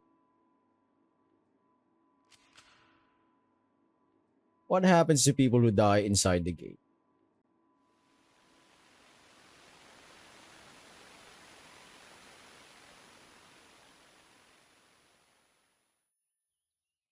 Hadn't seen Andrew since. She tongues at her teeth like she's trying to suck something out from between them. 2 weeks ago, Wednesday, he's been tutoring freshmen this year. Maybe someone in the math faculty knows. Neither Kurt nor Andrew answer their phones. Can't blame them. After everything, I wouldn't answer me either. It does force me to go through the inconvenience of seeking them out, though. Gosh, Andrew Park. He frowns down at his fingers as they drum lightly on the keyboard. Sorry, bud. Yeah, he's been here, but I haven't seen him lately. Did you try the council? My hands are cool and dry in my pockets. I've all but forgotten about my breath. It's steady. I don't have to think about it. Chatting up these strangers is no big deal. What's the worst that could happen? They think I'm a prick? Not like I've ever had any issues with that. What? Young man, I'm not Park's guardian. You miss him so much, why did you try calling him?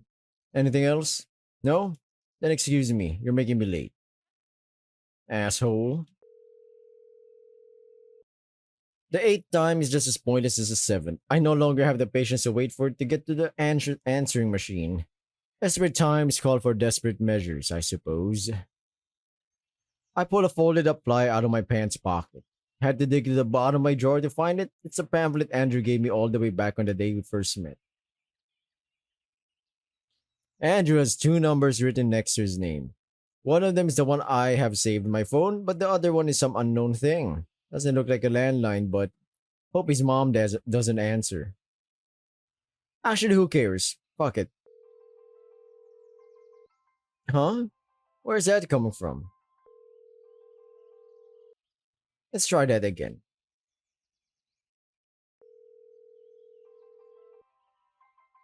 It's coming from the classroom right there.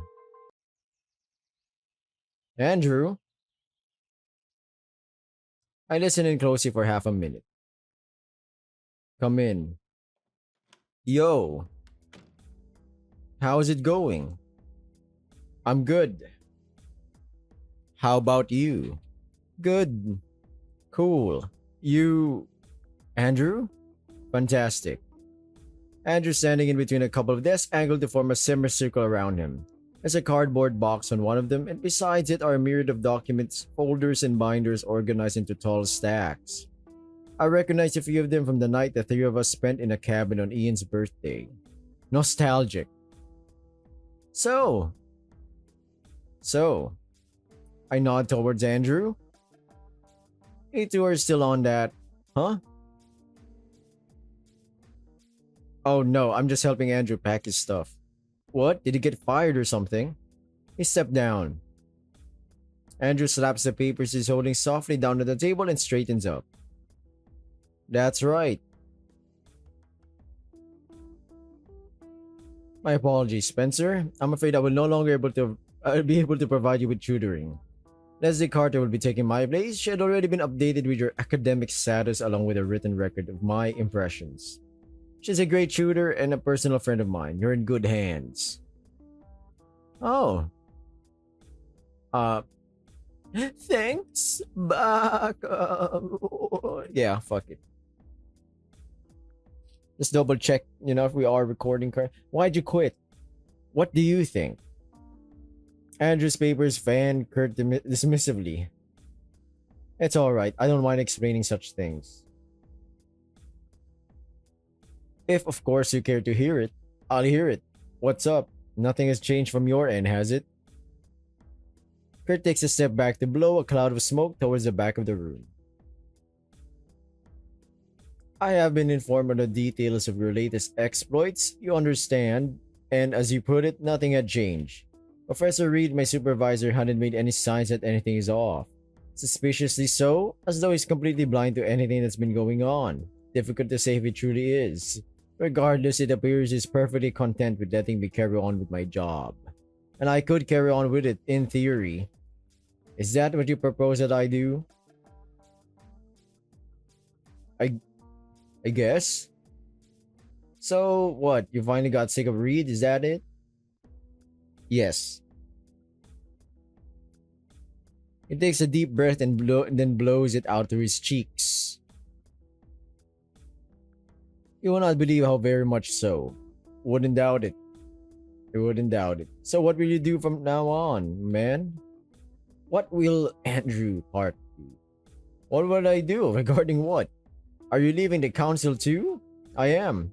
Doesn't that interfere with your honor student thing? It does. So what? Spencer, what are you actually asking about? Huh? I'm just making conversation.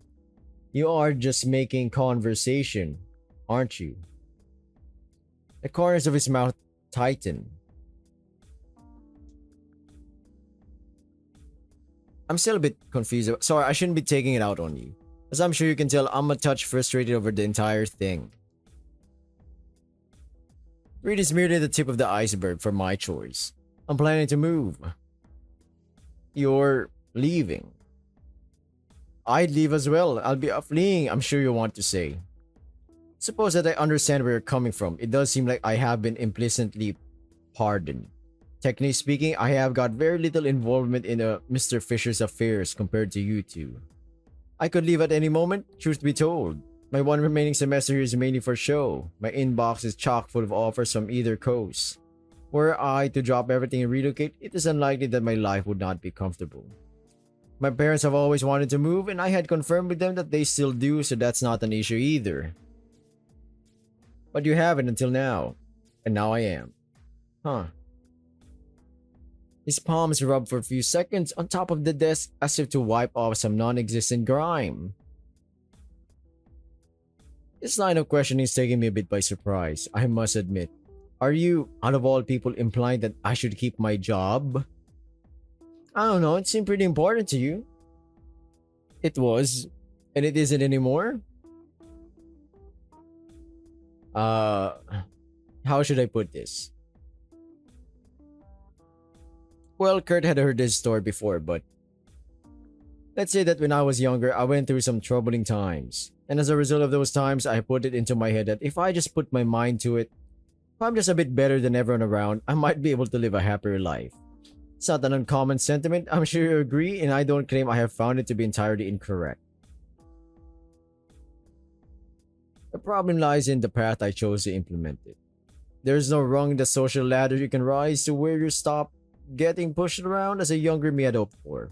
Even if you're the head of faculty themselves, a day will come when you will be forced to bend over backwards for some lawless crook. Oh, I'm sorry to hear that. Was the council that bad? The council?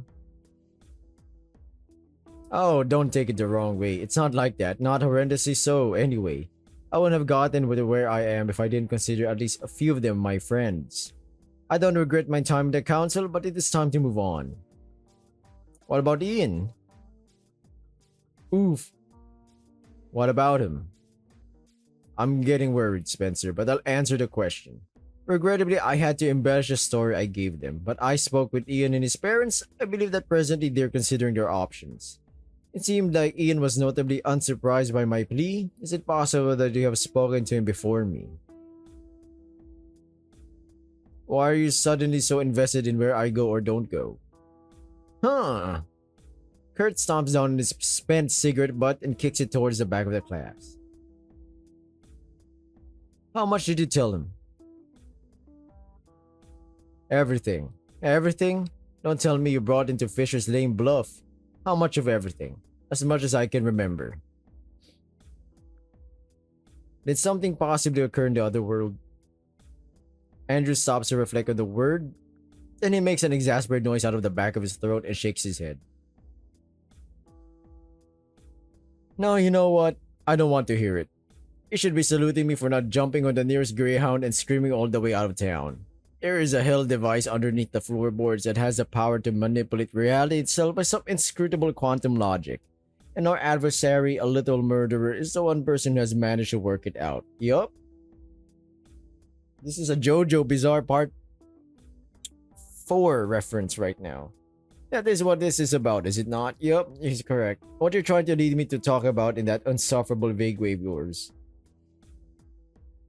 Man looks so tired, dejected even. His teeth gnash shut as he looks down to his box for more words.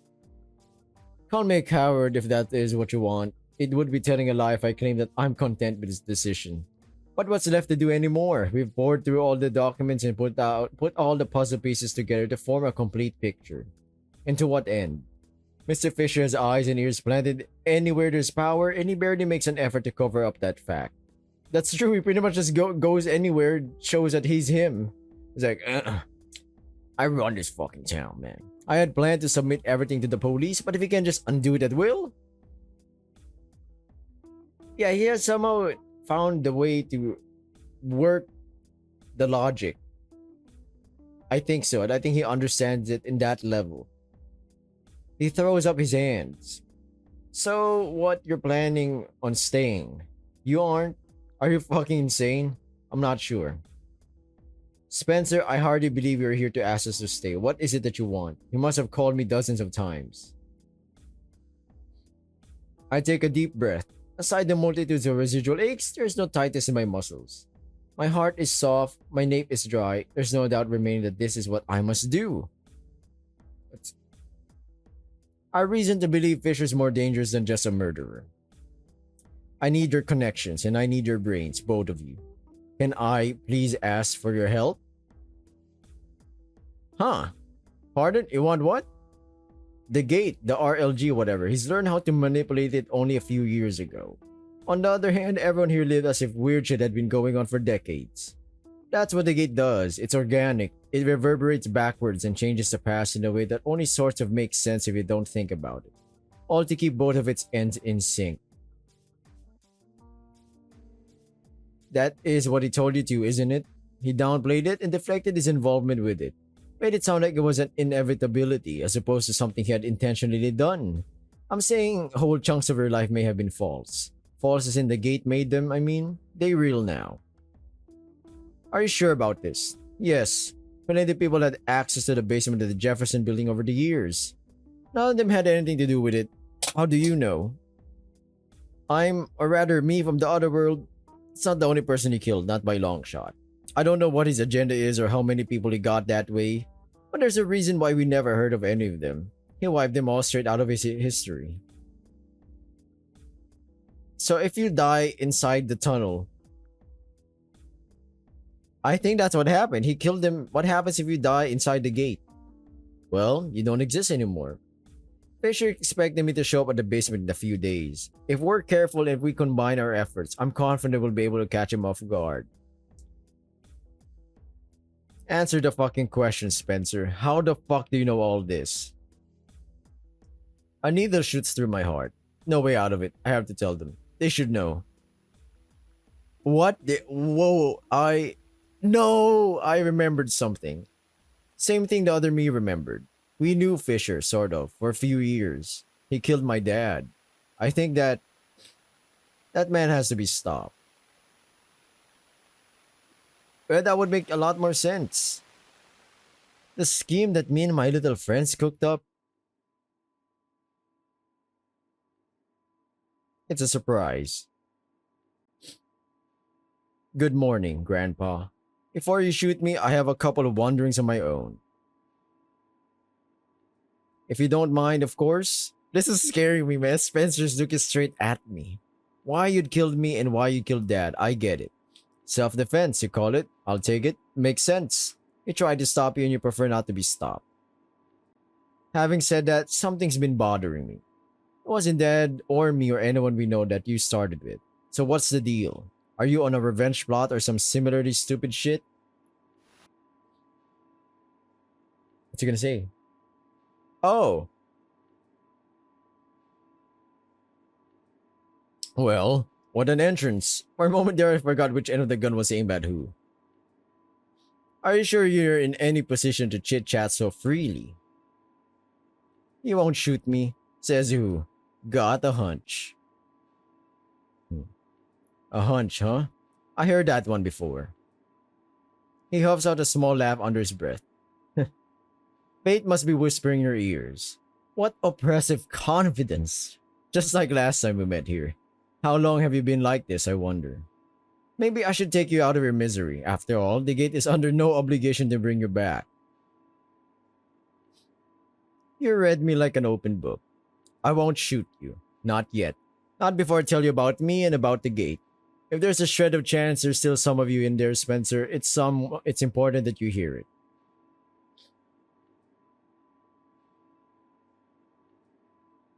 Even if stalling me is part of her plan, I'll make it short. 40 years, Spencer. Do some quick math for me. How long was it that I left you on World A before you and Kurt Abrams concocted a whole Hollywood fairy tale to ram your way back to World B? 2 weeks? Doesn't feel very good, does it? To live your life out, to see yourself age, all as if you're invisible. As if you're outside of reality, watching from the sidelines as your friends and family slowly forget who you were. If you need the pithy answers as to why I am how I am, that is it. That's how long I lived it. It was 40 fucking years. The 1971 incident had a cleanup crew assembled for it by the higher-ups. One bright morning, months after the incident, they called us all in. Everyone's jobs and outstanding missions were terminated immediately. They changed my name, handed me a booklet with my new identity, and assigned me to Group B. Group A were to stay on World A and Group B on World B until further notice. I had 48 hours to say my goodbyes to Betty and Michael. They really sold us on that until further notice business. We all fell for it. The physicists figured out the whole dominant world thing from the word go. But due to how the project was operating, they missed one crucial detail. See, back then, it wasn't like how it is now. Back then, people would enter and leave the RLG daily, often multiple times a day. The worlds used to realign seeming at random. Sometimes World A would be dominant, and other times it would be World B. Once all activity ceased, however, he raises his eyebrows at me. The worlds got stuck. Exactly. World A became permanently dominant, which means that for the next 40 years, myself and everyone else in Group B were stranded in pseudo-reality. Like limbo. You died. If I had a flair for the dramatic, I would call that an understatement. Betty was compensated for my disappearance, but they kept her in the dark. I wasn't there to watch my son grow. I wasn't there to be a husband for my wife. When Michael graduated college, got married, had you. I heard of it, but I wasn't there. Months turned to years, and years turned to decades. I spent my 30s, 40s, 50s, and most of my 60s in the same routine. I'd wake up, watch sports, my shows and the news, and then go back to bed. Not much else you can do when anything you do disappears. A pathetic existence for a man made pathetic. That sounds awful. And then years after he lost hope, this old man noticed something. The pharmacists I've been buying Ben Guy daily for years from recognized me. He thought I had dementia, told me I already got my damn knee medicine yesterday. I went back to my apartment and there it was, on top of my desk. You will never experience as much joy as I had for this one tube of topical cream. So you call Dad. Don't be stupid, of course not. What, do you think I'm the only one out of Group B who was unhappy with the administration? Many things happened over the years. I've had to figure it all out by myself. This pathetic man with his pathetic existence did have one thing going for him. Everything I'd ever done was pardoned and forgiven the next day. 40 years is a long, long time to learn, to experiment. I kept refining my methods and expanding my knowledge day after day and year after year. It's all in my head. Nothing I wrote on paper would stick. When it finally happened, when I finally got my agency back, I set my plan in motion. Only then I called your dad. How'd it go for you? If you remember your father, then you remember how it went for me, smart ass. He and I got along about as well as you and I do. Couldn't get on the same wavelength, so to speak. God is my witness. We tried to make it work. I bet you'd heard how hard we tried to make it work. Michael wasn't exactly a quiet man. My jaw tightens. Back to me.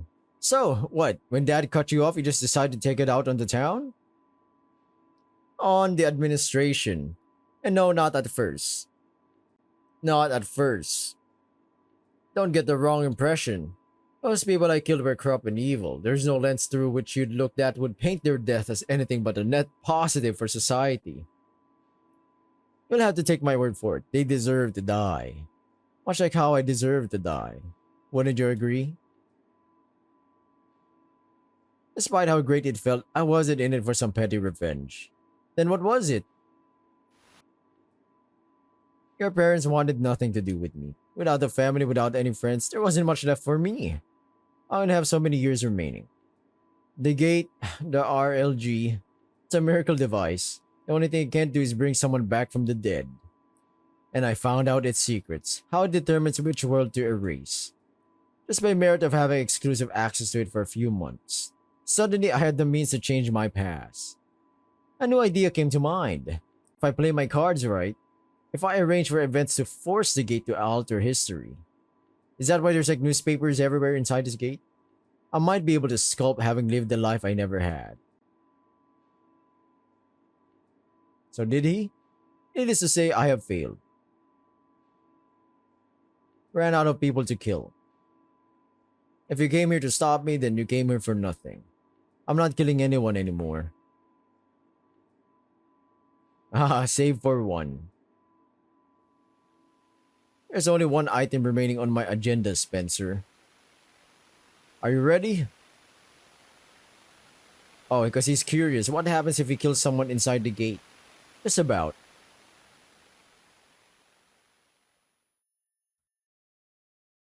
It's kind of crazy. Strangle his grandson. A dense heat wave blasts my face. As if I'd walk into an oven. Some idiot must be overcompensating for the temperature outside. Superheated by the AC, the smell of industrial cleaner almost overwhelms the scent of fake pine from the Christmas decorations for sale already by the entrance. Save for the buzzing of the overhead fluorescent fixtures, it's dead silent. Far too cold for crickets and far too cold for anyone, no matter how hungry they are, to show up at the 7-Eleven at this time of night.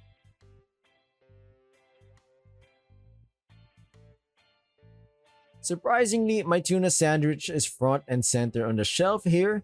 I flip it to the ingredient list. Egg salad, tuna, mayo, corn, diced pickles. My beloved, here she is. Likewise, booze is uncomplicated. I weave through the aisles and pick up a couple of PBRs. The cashier is absorbed in his phone, so I have to wave my hand at him awkwardly for half a minute before it takes notice.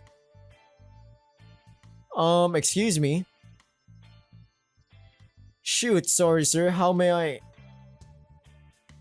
Oh, you're alive. What do you want? Harsh? I want. Hi. I wanted you to know I'm not dead yet. I told you, didn't I? I'm not that other Spencer that died on that day. Oh, thanks, I guess. So, what are we gonna do? Did Andrew get you up to speed on what's going on? He rotates my sandwich in both hands until the barcode scanner duly beeps. We had a chat about it, yeah? Let me tell you, my folks are not keen on packing their bags and leaving everything behind. We've been here for generations, you know.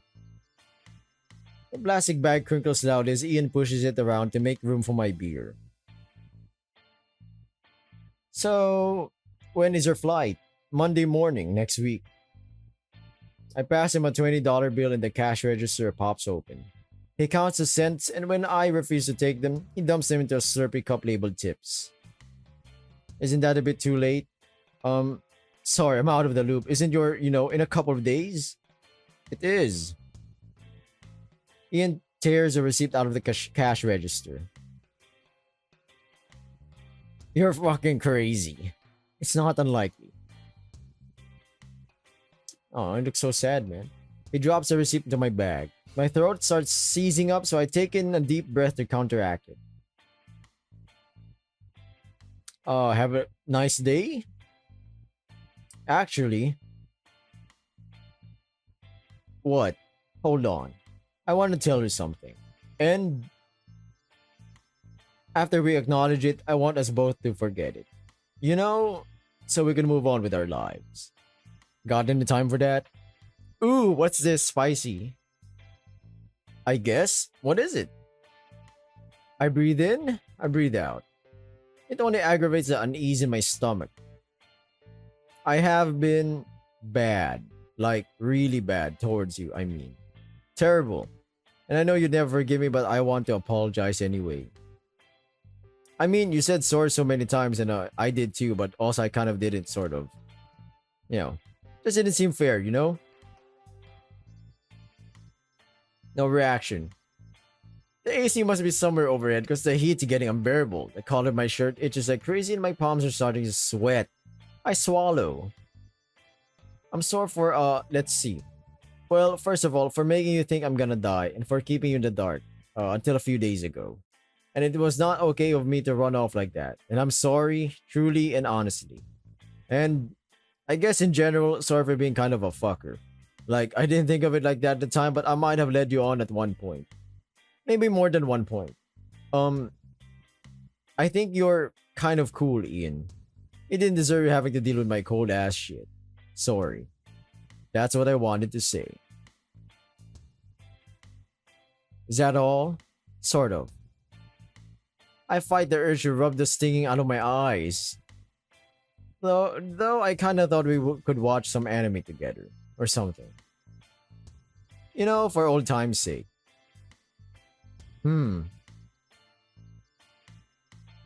I don't know. Let me check with my manager first. Not this again. Oh! You're so cute together, man. I love this relationship. I think you're kind of cool, Ian. You push over. Who sent you to beg forgiveness with me this time around? Don't think I've ever seen you so agitated. I.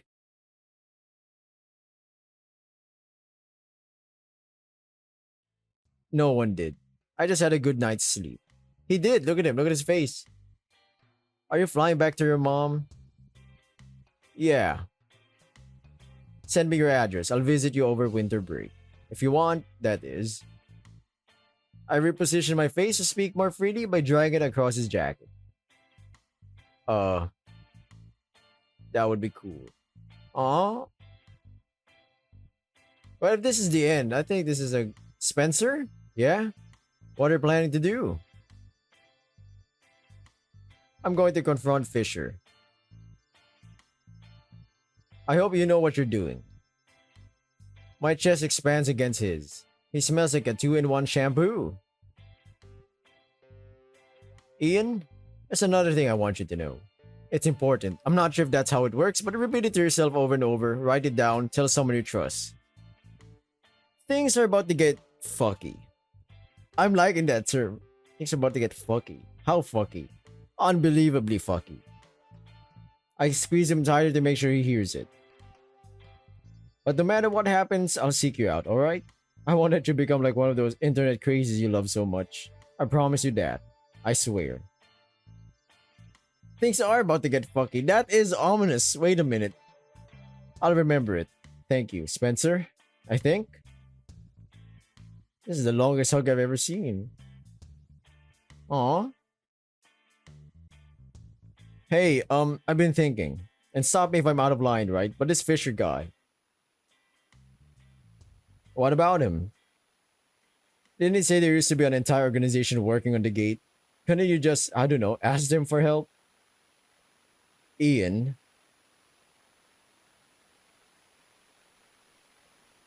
Andrew and Kurt are helping me out with this, you know. How stupid do you think we are?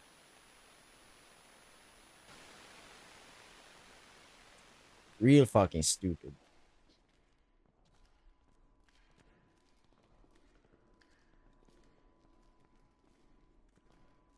More footsteps.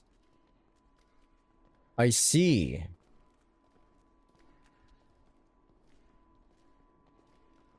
That's unfortunate. Out of everything you could have come up with, it had to be that.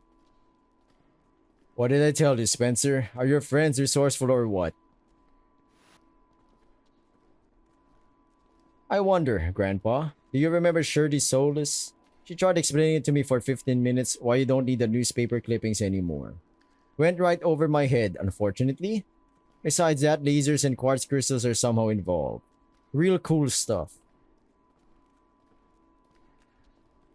Seems like you pissed a lot of people off over the years.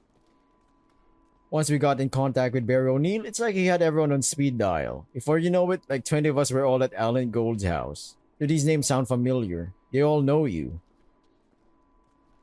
Truth be told, me and Kurt and Andrew barely had to do anything. These people, they had the plan at the ready. All they needed was a little push. A trigger. Some certainty that their target would be down here at a certain time. Because Fisher has been like a ghost, honestly speaking. You really brought the band back together. Hadn't seen any of these faces in what seems like 40 years. How many bullets do you have in that gun of yours, Grandpa? No one here has a mirror, and we're all here on our own accords. Kill me if you must. It won't affect anything today. Aren't you clever? I'm afraid I'm out of speeches. You got me good. I'll hand you that. My hat's off to you. My hat's off to all of you. Or perhaps to the universe itself. Put the gun down, Fisher. Shame. A real shame.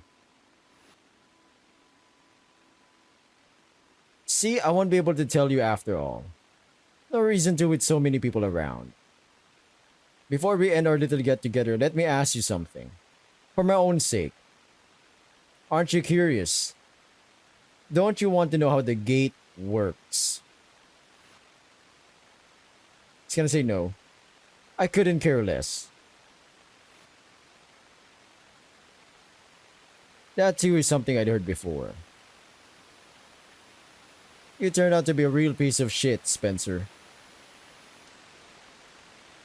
Just like your dad. Wait, that's the same thing as Mom's.